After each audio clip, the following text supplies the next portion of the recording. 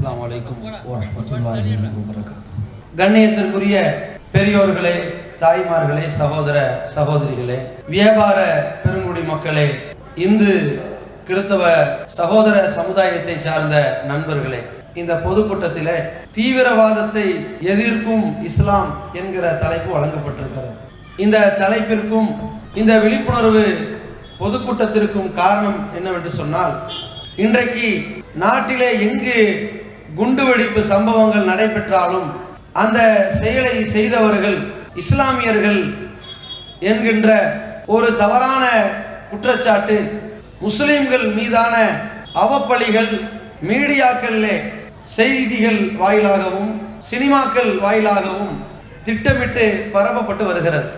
இன்றைக்கு இஸ்லாமிய மார்க்கத்தை பற்றி ஃபேஸ்புக் தளங்களிலும் ட்விட்டர் தளங்களிலும் எந்த அளவிற்கு பரப்பப்படுகிறது என்று சொன்னால், முஸ்லிம்களுக்கு பயங்கரவாத செயல்களை செய்ய தூண்டுவதே இஸ்லாம் தான் என்கிற ஒரு தவறான ஒரு சித்திரம், ஒரு நபரை தலையிலே துணி போட்டு கழுத்தை கண்டந்துண்டமாக வெட்டுவதை போன்ற ஒரு வீடியோ காட்சி, அப்படி அறுத்து கொண்டிருக்கிற பொழுது திருக்குரான் வசனம் ஓதப்படுகிற ஒரு காட்சி, இதை உலகத்திற்கெல்லாம் ஒளிபரப்புகிற சமயத்தில் இதை செய்பவர்கள் யார் என்பதை மக்கள் பார்ப்பதில்லை, பரப்பக்கூடியவர்கள் யார் என்பதையும் தீர விசாரிப்பதில்லை.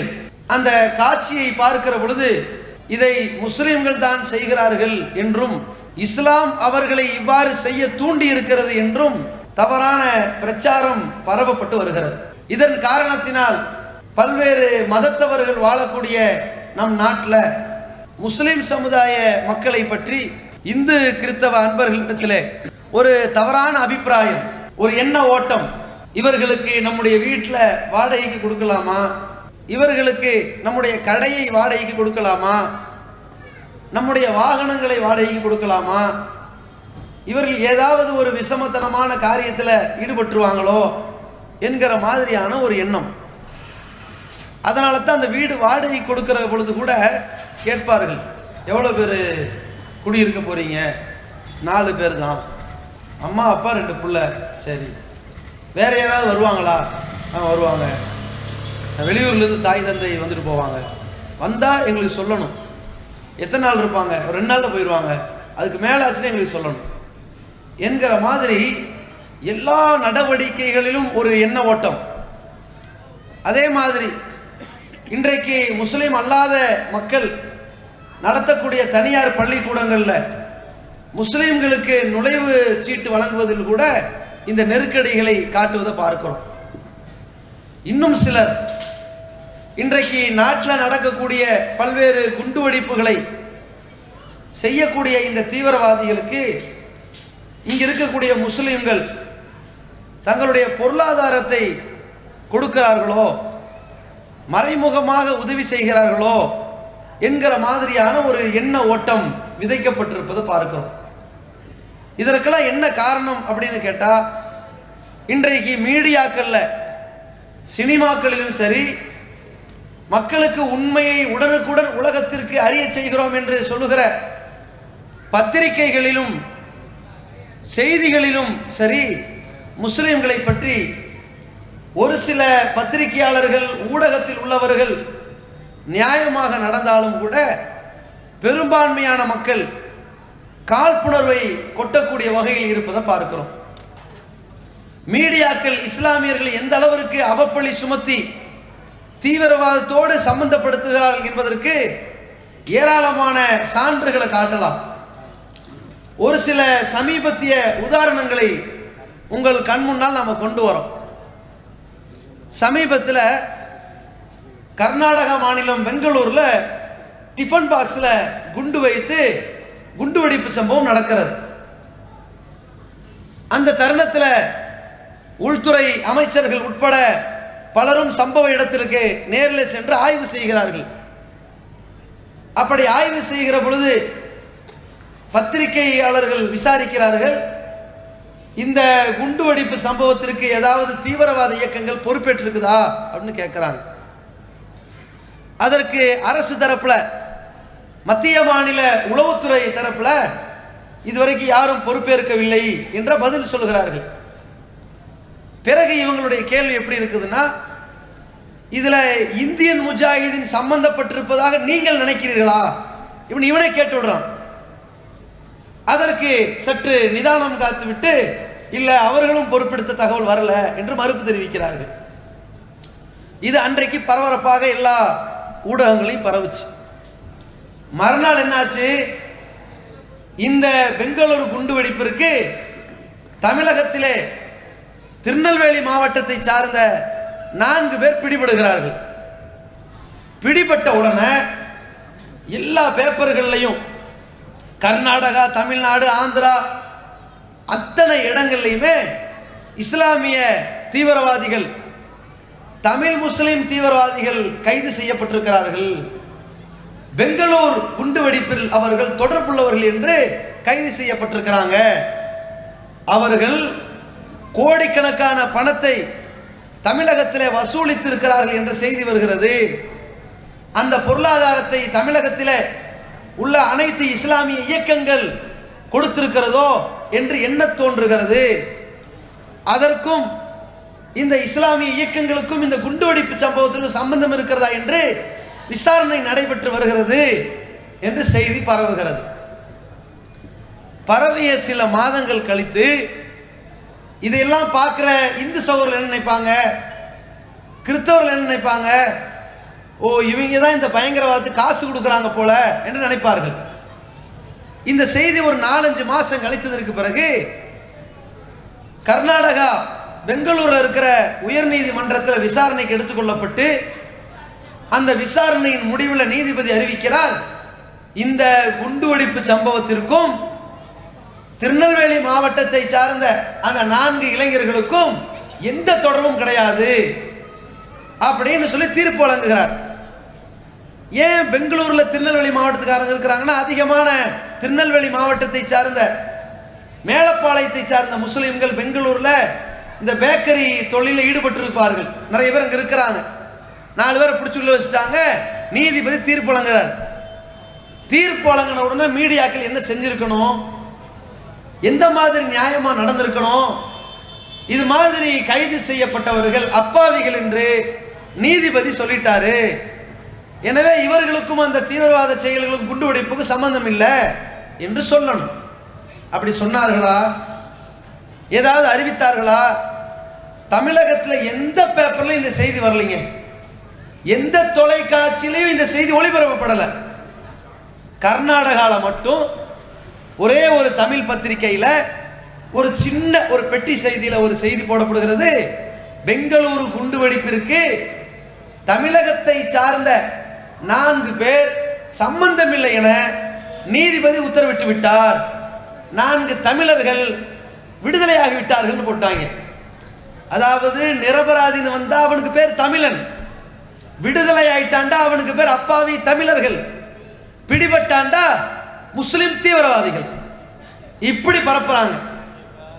சமீபத்தில் கூட பாருங்க, கடந்த நவம்பர் 4ஆம் தேதி காஷ்மீர்ல 4 இளைஞர்கள் காரில் பயணம் செய்து வருகிறார்கள்.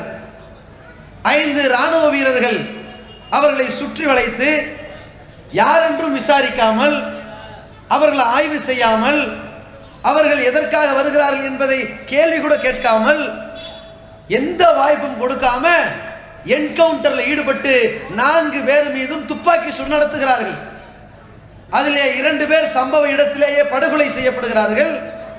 2 பேர் உயிருக்கு போராடுகிற நேரத்தில் சிறப்பு அறுவை சிகிச்சைக்காக, அவசர சிகிச்சைக்காக நுழைவிக்கப்படுகிறார்கள்.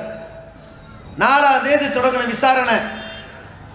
அந்த 4ஆம் தேதி அந்த 4 பேரும் சுட்டுக் கொல்லப்படுகிற நேரத்தில் தமிழ்நாடு, இந்தியா முழுக்க வந்த செய்தி என்ன?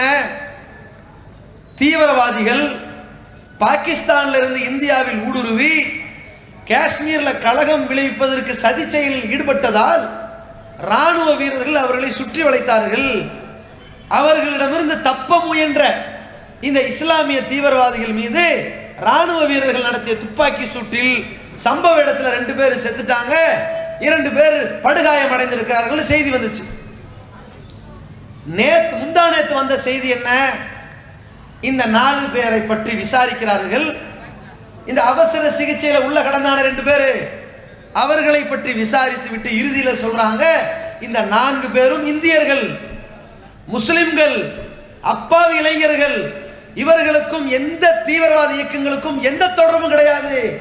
ராணுவ வீரர்கள் அத்துமீறி அள்ளிச்சாட்டியம் செய்திருக்கிறார்கள் என்று சொன்னவுடன் அங்கே கடுமையான போராட்டம் அறிவிக்கப்படுகிறது. அப்பாவி இளைஞர்கள் மீது துப்பாக்கி சூடு நடத்திய ராணுவத்தின் மீது ஏற்கனவே அங்கே அஸ்பா சட்டம் என்று ஒன்று இருக்கிறது. எதையும் விசாரிக்க வேண்டாம், தடியெடுத்தவன் தண்டல்காரன் என்று ராணுவ வீரர்கள் துப்பாக்கி சூடு நடத்துவார்கள், பிறகுதான் விசாரணை. அந்த மாதிரி ஒரு சட்டத்தை அந்த மக்களிடமிருந்து நீக்க வேண்டும் என்று பல ஆண்டுகளாக மனித உரிமை ஆர்வலர்கள் போராடி கொண்டிருக்கிறார்கள். அந்த நேரத்தில் இந்த ராணுவ வீரர்கள் செய்த இந்த அழிச்சாட்டியத்தை பற்றி, அத்துமீறலை பற்றி, போலி என்கவுண்டரை பற்றி போராட்டம் வெடிக்கிறது. அந்த தருணத்தில் தான் நேற்று பாதுகாப்புத்துறை அமைச்சர் அருண்ஜேட்லி அவர்கள் அறிவித்திருக்கிறார், ராணுவ வீரர்கள் மீது கடும் நடவடிக்கை எடுக்கப்படும், துறை சார்ந்த நடவடிக்கை எடுக்கப்படும் சொன்னாங்க. இன்னைக்கு காலையில் அவர்களுக்கு ஆயுள் தண்டனை விதித்திருக்கிறார்கள். இந்த செய்தியை இப்ப எப்படி பரப்புறாங்க?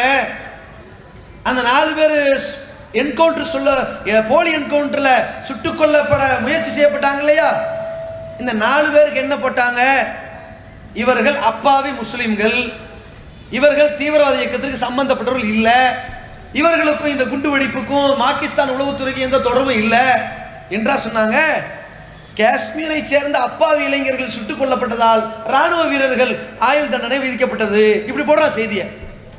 அதாவது அவன் நியாயமாக அவன் எந்த தவறும் செய்யாதவனா இருந்தா அவனுக்கு பேர் இந்தியன், அவனுக்கு பேர் தமிழன், அவனுக்கு பேர் அப்பாவி இளைஞன். ஏதாவது தப்பு செய்துதான் அவன் பேர்ல ஒரு குற்றச்சாட்டு சுமத்துறதா இருந்தா அவனுக்கு பேர் முஸ்லீம், முஸ்லீம் பயங்கரவாதி, முஸ்லீம் தீவிரவாதி என்று பரப்புகிறார்கள். அப்ப எவ்வளவு பெரிய ஒரு விஷத்தை பற்றீர்களா மீடியாக்களுக்கு. அது போன்ற ஒரு சில மீடியாக்கள் நடந்து கொள்கிற இந்த காரணத்தினால் பார்க்கின்ற மக்கள் என்ன நினைப்பாங்க எங்களை பத்தி? இவங்க ஒருவேளை அப்படி இருப்பாங்களோ, இது மாதிரி தப்பு செய்வதற்கு தூண்டுகோலா இருப்பாங்களோ, காசு கொடுப்பார்களோ நினைப்பாங்களா மாட்டாங்களா? அப்ப மீடியாக்கள் ஒரு நியாய உணர்வை புரிந்து கொள்ளுங்கள். மீடியாக்களுக்கு ஒரு செய்தியை நாங்கள் நினைவூட்டுகிறோம். நேற்று முன்தினம் தொலைக்காட்சியில, செய்தி தொலைக்காட்சிகள்ல முதல் பிரதானமான ஒரு மத்திய செய்தி வந்தது. என்னது?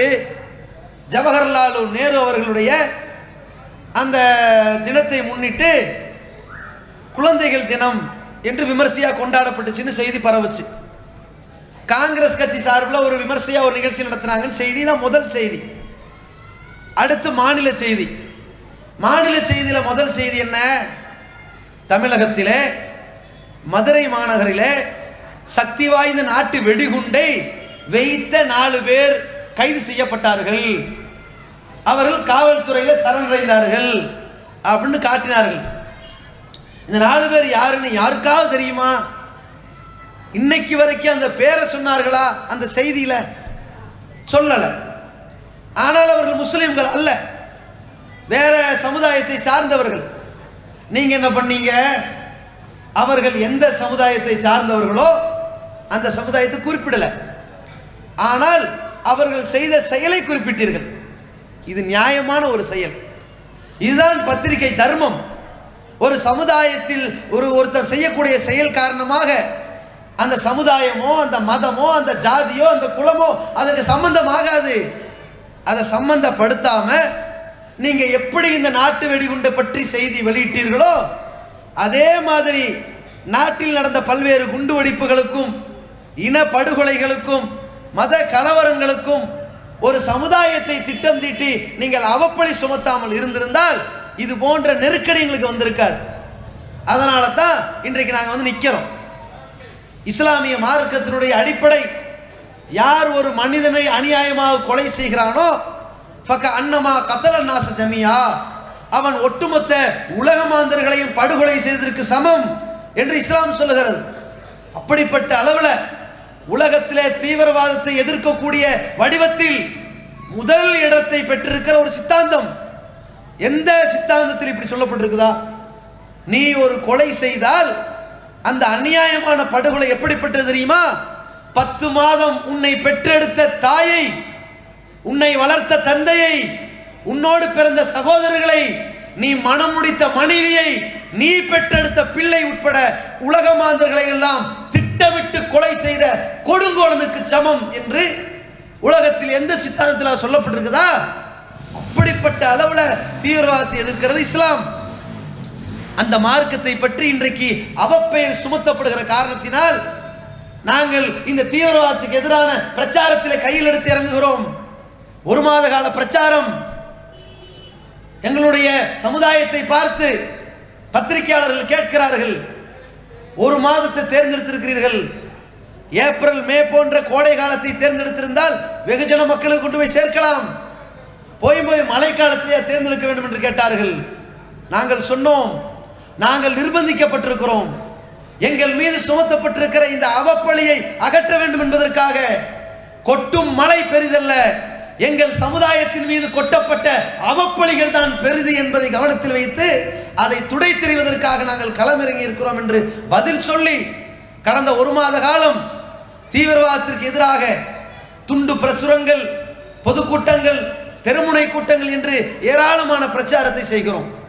அதன் இறுதி வடிவமாகத்தான் நாளை தினம் தமிழகம் முழுவதும், கேரளா, கர்நாடகா, ஆந்திரா, புதுவை, மகாராஷ்டிரா ஆகிய மாநிலங்களிலும் அனைத்து மாவட்ட அந்த மாநில தலைநகரங்களிலே 1000 கிலோமீட்டர் சூழக்கூடிய வகையிலே 10 லட்சம் தொண்டர்களை ஒன்றிணைக்கக்கூடிய மனித சங்கிலி போராட்டத்தை நடத்தி இஸ்லாமிய சமுதாயம் தீவிரவாதத்தை எதிர்க்கக்கூடிய சமுதாயம் என்கின்ற ஒரு விழிப்புணர்வை நடத்தக்கூடிய நிலைக்கு நாங்கள் தள்ளப்பட்டிருக்கிறோம்.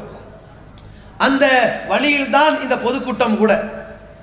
இஸ்லாமிய மார்க்கம் எந்த அளவிற்கு தீவிரவாதத்தை வேறறுக்கிறது என்பதை பற்றி மார்க்கத்தில் சொல்லப்பட்ட சில தகவல்களை பிற மத மக்களுடைய மேலான கவனத்திற்கு நாங்கள் கொண்டு வருகிறோம். உலகத்திலே மனித குலத்திற்கு மிகப்பெரிய அச்சுறுத்தலாக இருக்கக்கூடிய, மிகப்பெரிய சவாலாக இருக்கக்கூடியது இந்த தீவிரவாதம், பயங்கரவாத செயல்கள் தான். இந்த பயங்கரவாத செயல்கள் எந்த ஒரு சமுதாயத்திடத்திலும் வரக்கூடாது என்பதில் இஸ்லாமிய மார்க்கம் மிக தெளிவான திட்டங்களை வகுத்திருக்கிறது. இது மனிதனுக்கு ஏற்ற ஒரு மார்க்கம். பெருமானார் நபிகள் நாயகம் ஸல்லல்லாஹு அலைஹி வஸல்லம் அவர்கள் இறுதி தூதராக வந்தவர்கள். இந்த உலகத்திற்கு சத்திய இஸ்லாத்தை பிரச்சாரம் செய்து 23 ஆண்டு கால வாழ்க்கையில், ஆன்மீக பிரச்சாரத்தில், தூதுத்துவ வாழ்க்கையில் வல்லரசு நாட்டு அதிபதியாக இருந்தார்கள். 10 ஆண்டு கால ஆட்சியாளராக வாழ்ந்தார்கள். ஆன்மீக தூதராக மக்களிடத்திலே வலம் வந்தார்கள்.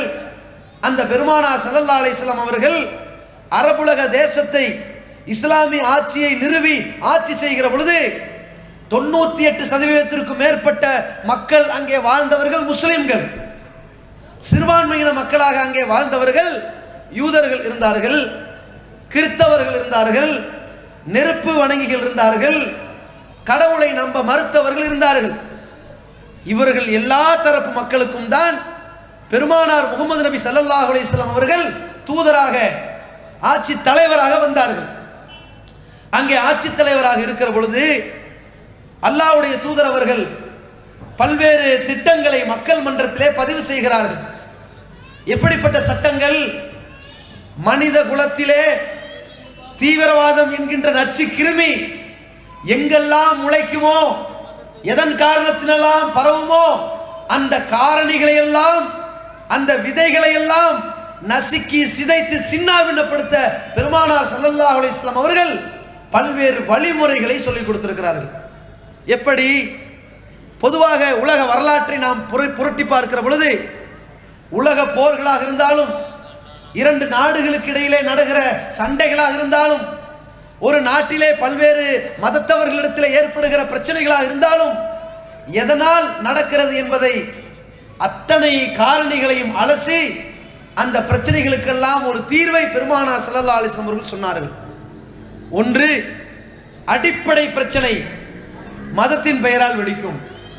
2 சமுதாயத்திற்கு இடையிலே கலவரமோ வன்முறைகளோ கட்டவிழ்க்கப்படுகிறது என்று சொன்னால் மதங்களின் பெயரால் வரும். ஒரு குறிப்பிட்ட மதத்தை சார்ந்தவன் அவன் யாரை கடவுள் என்று நம்புகிறானோ உயிரை விட மேலா நம்புவான். இன்னொரு மதத்தை சார்ந்தவன் இவன் கடவுளை உயிரை விட மேலா அவன் நம்புவான். இந்த கடவுளை அவன் கொச்சைப்படுத்தினால் இவனுக்கு தாங்காது, அவன் கடவுளை இவன் கொச்சைப்படுத்தினா இவனுக்கு தாங்காது, பிரச்சனை வெடிச்சிரும். இதனால் மத கலவரங்கள் வெடிக்கும். இதான் உலகத்தில் பார்க்கிறோம். இந்து சமுதாய மக்கள் இருக்கிறார்கள், இஸ்லாமிய சமுதாய மக்கள் இருக்கிறார்கள். இந்து சமுதாய மக்கள் தன்னுடைய கடவுளாக அவர்கள் நினைத்திருக்கக்கூடியவர்கள் முருகனோ விநாயகரோ சரஸ்வதியோ லட்சுமியோ எத்தனையோ கடவுளை வைத்திருக்கிறார்கள். அவர்கள் மீது நம்பிக்கை வைத்திருக்கிறார்கள், நன்மதிப்பை வைத்திருக்கிறார்கள், மரியாதை வைத்திருக்கிறார்கள். அவர்களுடைய கடவுளை நாம விமர்சனம் பண்ணால், திட்டினால் என்ன பண்ணுவாங்க? அவங்க கோபம் வருமா வராதா? உடனே கோபப்பட்டு நாம் எந்த இறைவனை வணங்குறோமோ அவங்கள திட்டுவாங்க. இதனால் என்ன வரும்? மதக்கலவரம் வரும், இனப்படுகொலை ஏற்படும். இரண்டு சமுதாயம் சமமா இருந்தால் சமமா பாதிப்பு ஏற்படும். ஒன்று பெரும்பான்மையா இருந்து இன்னொன்று சிறுபான்மையா இருந்தால் சிறுபான்மைக்கு பாதிப்பு கூட வருமா வராதா? பெருமானார் ஸல்லல்லாஹு அலைஹி வஸல்லம் அவர்களுக்கு இஸ்லாமிய மார்க்கத்தை இந்த இறை செய்தியை அனுப்பிய இறைவன் சொல்கிறான், வலா தசுப்புல்லதீன யதுஊன மின் தூனில்லாஹி, அல்லாஹ்வை விட்டுவிட்டு பிறரை கடவுளாக நம்பி வணங்குகிறார்களே அந்த கடவுளை நீங்க திட்டாதீர்கள். இஸ்லாம் எப்படிப்பட்ட ஒரு சித்தாந்தத்தை சொல்லுதுன்னு பாருங்க. இஸ்லாமிய மார்க்கத்துடைய போதனை இது ஒரு அறிவுபூர்வமான ஒரு மார்க்கம், ஆனால் கட்டாயம் கிடையாது. ஃபமன் ஷா ஃபல் யூமின், நீ விரும்பினா இதை நம்பலாம், ஒரு மனமாற்றம், விரும்பினா ஏத்துக்கலாம். வமன் ஷா ஃபல் யக்ஃபுர், உனக்கு விருப்பம் இல்லையா இது வேண்டாம் என்று சொல்லிட்டு போலாம் என்று இந்த மார்க்கத்தில் சொல்லப்பட்டிருக்கிறது. லா இக்ராஹ ஃபித்தீன், இந்த மார்க்கத்தில் எந்த நிர்பந்தமும் இல்லை என்று சொல்லப்பட்டிருக்கிறது. எந்த நிர்பந்தம் இல்லாத மன சுதந்திரம் வழங்கப்பட்டிருக்கிற இந்த மார்க்கத்திலே நீ உயர்வாக அல்லாஹ்வை நினைத்து வணங்குகிறாய். நீ எதை பார்த்து பேசக்கூடாது, யாரை ஏசக்கூடாது, யாரை திட்டுவிடக்கூடாது. பிற சமுதாயத்தவர்கள் அவர்கள் கடவுள்னு சில பேரை மதிச்சு வச்சிருக்காங்களே அவங்களை நீ திட்டாத என்று இறைவன் சொல்கிறான். திருமறை குர்ஆன் சொல்கிறது. இந்த அகில உலகத்திற்கும் அமைதியை போதிக்கின்ற ஒரு உலக பொதுமறை சொல்கிறது. பெருமானார் ஸல்லல்லாஹு அலைஹி வஸல்லம் அவர்கள் எப்படிப்பட்ட காலத்தில் இது சொல்கிறது? பெருமானார் அவர்களும் இஸ்லாமிய சமுதாயமும் மெஜாரிட்டியாக இருக்கிறார்கள், சிறுபான்மையாக பிற மதத்தவர்கள் இருக்கிற பொழுது சொல்கிறது, அந்த சிறுபான்மையில் இருக்கக்கூடிய யூதர்கள், கிறிஸ்தவர்கள், நெருப்பு வணங்கிகள் யாரை உயர்வாக நினைத்து வணங்குகிறார்களோ அவர்களை திட்டாதீர்கள். திட்டினால் என்ன நடக்கும் தெரியுமா? அவர்கள் இறைவனை திட்டுவார்கள், இறைவனை பற்றி அறிந்திருக்க மாட்டார்கள், அறியாமையினால் கோபப்பட்டு திட்டுவார்கள். நீ எங்களோட திட்டம் உங்களோட திட்டம் திட்டுவார்கள். அதற்கு வழிவகை செய்யாதீர்கள். எப்படி இந்த மார்க்கம் சொல்லி தந்திருக்குன்னு பாருங்க. இதை உண்மையான ஒரு முஸ்லீம் கடைபிடிக்கிற பொழுது உலகத்தில் எங்காவது இந்த சச்சரவு வருமா, பிரச்சனைகள் வருமா? இப்படித்தான் திருமறை குர்ஆன் சொல்லி இருக்கிறது என்று ஒரு இந்து சகோதரன் படிக்கிற பொழுது, கிறிஸ்தவ சகோதரன் படிக்கிற பொழுது முஸ்லிமை பார்த்து தவறாக நினைக்க வாய்ப்பு இருக்குமா? யோசித்து பாருங்கள். பெருமானார் ஸல்லல்லாஹு அலைஹி வஸல்லம் அவர்கள் இதை உணர்வுபூர்வமாக கூட ஒரு இடத்திலே சொல்கிறார்கள். லஅனல்லாஹு மன் லஅன வாலிதைஹி, தன்னுடைய தாய் தந்தையை எவன் சபிக்கிறானோ அவனை அல்லாஹ் நாசமாக்கட்டுமாக அப்படிங்கிறாங்க. நபி தோழர்கள் கேட்கிறாங்க, யா ரசூலல்லாஹ் கைஃப யுலஇனு ரஜுலு வாலிதைஹி, ஒரு மனிதன் தன்னுடைய தாய் தகப்பனை எப்படி சபிப்பான்? திட்டுவான், கோச்சிக்கிடுவான், ஒரு பிரச்சனை வந்து புத்தி இல்லாம அடிச்சு கூட போயிடுவான். நாசமா போண்டு எங்க அம்மா அப்பாவை நான் சொல்லுவேனா? அது எப்படி நடக்கும் கேட்கிறார்கள் நபி தோழர்கள். முகமது நபி ஸல்லல்லாஹு அலைஹி வஸல்லம் அவர்கள் சொல்லுகிறார்கள், நீ உன் அம்மா அப்பாவை சபிக்க மாட்ட, நீ அடுத்தவனுடைய தாய் தந்தையை நீ சபித்தால், திட்டினால் அவன் என்ன பண்ணுவான்? கோவப்பட்டு ஒன்ன திட்ட மாட்டான், உன்னுடைய உம்மாவை திட்டுவான், உங்க பாப்பாவை திட்டுவான், உன் தாய் தந்தையை திட்டி பேசுவான், சபிப்பான். உன்னுடைய தாய் தந்தை சபிக்கப்படுவதற்கு அவன் காரணம் இல்லை, நீ தான் காரணம். இதனால் இந்த பெருமானார் ஸல்லல்லாஹு அலைஹி வஸல்லம் சொல்றாங்க, தன் தாய் தந்தை சபிக்கப்படுவதற்கு காரணமா இருந்து இவன் ஜபிக்கிறானே இவனை அல்லாஹ் நாசமாக்கட்டும் என்று சொல்கிறார்கள். இதாங்க இலக்கணம். அடுத்தவன் கடவுளாக உயர்வாக மதித்ததை நீ சபித்தாலோ திட்டினாலோ விமர்சித்தாலோ அதை குறைப்படுத்தி பேசினாலோ அதன் கோபத்தின் காரணத்தால் அவன் உன்னை நீ நம்புகிற உயர்வாக நினைக்கிற இறைவனை பற்றி பேசுவான். உன்னுடைய இறைவனை திட்டுவதற்கு ஏசுவதற்கு காரணம் நீதான், அவன் இல்லை. இப்படி இஸ்லாம் உலகத்திற்கு சொல்கிறது என்று சொன்னால் எங்கேயாவது மத கலவரம் வருமா? எப்படிப்பட்ட ஒரு போதனையை பெருமானார் ஸல்லல்லாஹு அலைஹி சொல்லியிருக்கிறாங்க பாருங்க. அதே மாதிரி இன்றைக்கு இது போன்ற சமுதாயத்திற்கு இடையிலே தீவிரவாதங்கள் வெடிக்கிறது என்று சொன்னால் இன்னொரு காரணத்தை சொல்வார்கள். மத கலவரங்கள் அங்கே பத்த வைக்கப்படுகிறது என்று சொன்னால் அதற்கான காரணம் இன்னொன்றாக இருக்கும். என்னவாக இருக்கும்? ஒரு சமுதாயம் வழிபாட்டு தலமாக எதை வைத்திருக்கிறார்களோ அதிலே ஒரு சேதாரம் ஏற்பட்டு விட்டால், அதிலே உள்ள சிலைகளில் ஏதாவது சேதாரம் ஏற்பட்டால், அல்லது அதில் ஒரு தீட்டு ஏற்பட்டதாக அந்த சமுதாயம் கருதிவிட்டால், எதிர் சமுதாயத்தை சார்ந்தவர்கள் ஒரு வன்முறையை அந்த வழிபாட்டு தலத்திலே நிகழ்த்தி விட்டார்கள் என்று அவர்கள் நினைத்து விட்டால் உடனடியாக கோபம் வரும், பிரச்சனை ஏற்படும், இரண்டு சமுதாயத்திற்கு இடையிலே சங்கடங்கள் ஏற்படும். இதை இஸ்லாமிய மார்க்கம் எப்படி தடுக்கிறது தெரியுமா? இறைவன் தன் திருமறை குர்ஆனிலே போதிக்கின்றான், உலகத்திலே எத்தனையோ மத ஆலயங்கள், எத்தனையோ சர்ச்சுகள், எத்தனையோ பள்ளிவாசல்கள் மனிதர்கள் மூலமாகவே ஒருவரை வைத்து நாம் பாதுகாத்துக் கொண்டிருக்கிறோம் என்று இறைவன் சொல்கிறான். எப்படி சொல்றான் தெரியுமா? ஒரு சமுதாயத்தின் மூலமாக இன்னொரு சமுதாயம் அச்சுறுத்தப்படுவதன் மூலமாக ஒவ்வொரு பள்ளிவாசல்களும் சர்ச்சுகளும் மற்ற ஆலயங்களும் பாதுகாப்பாக இருக்கிறது என்று இறைவன் சொல்கிறான். எதற்கு சொன்னான் தெரியுமா?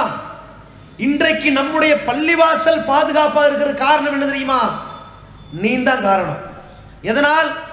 நீ பள்ளிவாசல்ல இரவு பகலாக நின்று வாசப்படியில் வாயில் காவலாக நிக்கிறதா காரணம்? அதுவல்ல. நீ எதை உயிருக்கும் மேலாக இந்த வழிபாட்டு தலத்தை மதிக்கிறாயோ அதே போலத்தான் இந்து சகோதரன் கோயிலை அவன் மதிக்கின்றான், கிறிஸ்தவ சகோதரன் சர்ச்சை மதிக்கின்றான். அதற்கு நீ எந்த விதமான பாதிப்பை உண்டாக்காமல் இருக்கிறாய், இதை அவனும் பார்த்து உணர்கிறான்.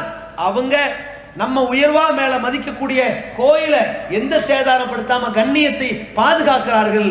நாம அவர்களுடைய வழிபாட்டு தலத்தை எந்த பாதிப்பு ஏற்படுத்தாம கவனமா இருக்கணும் என்று அவர்கள் நினைக்கிறார்கள். நீ எப்படி பார்க்கிற?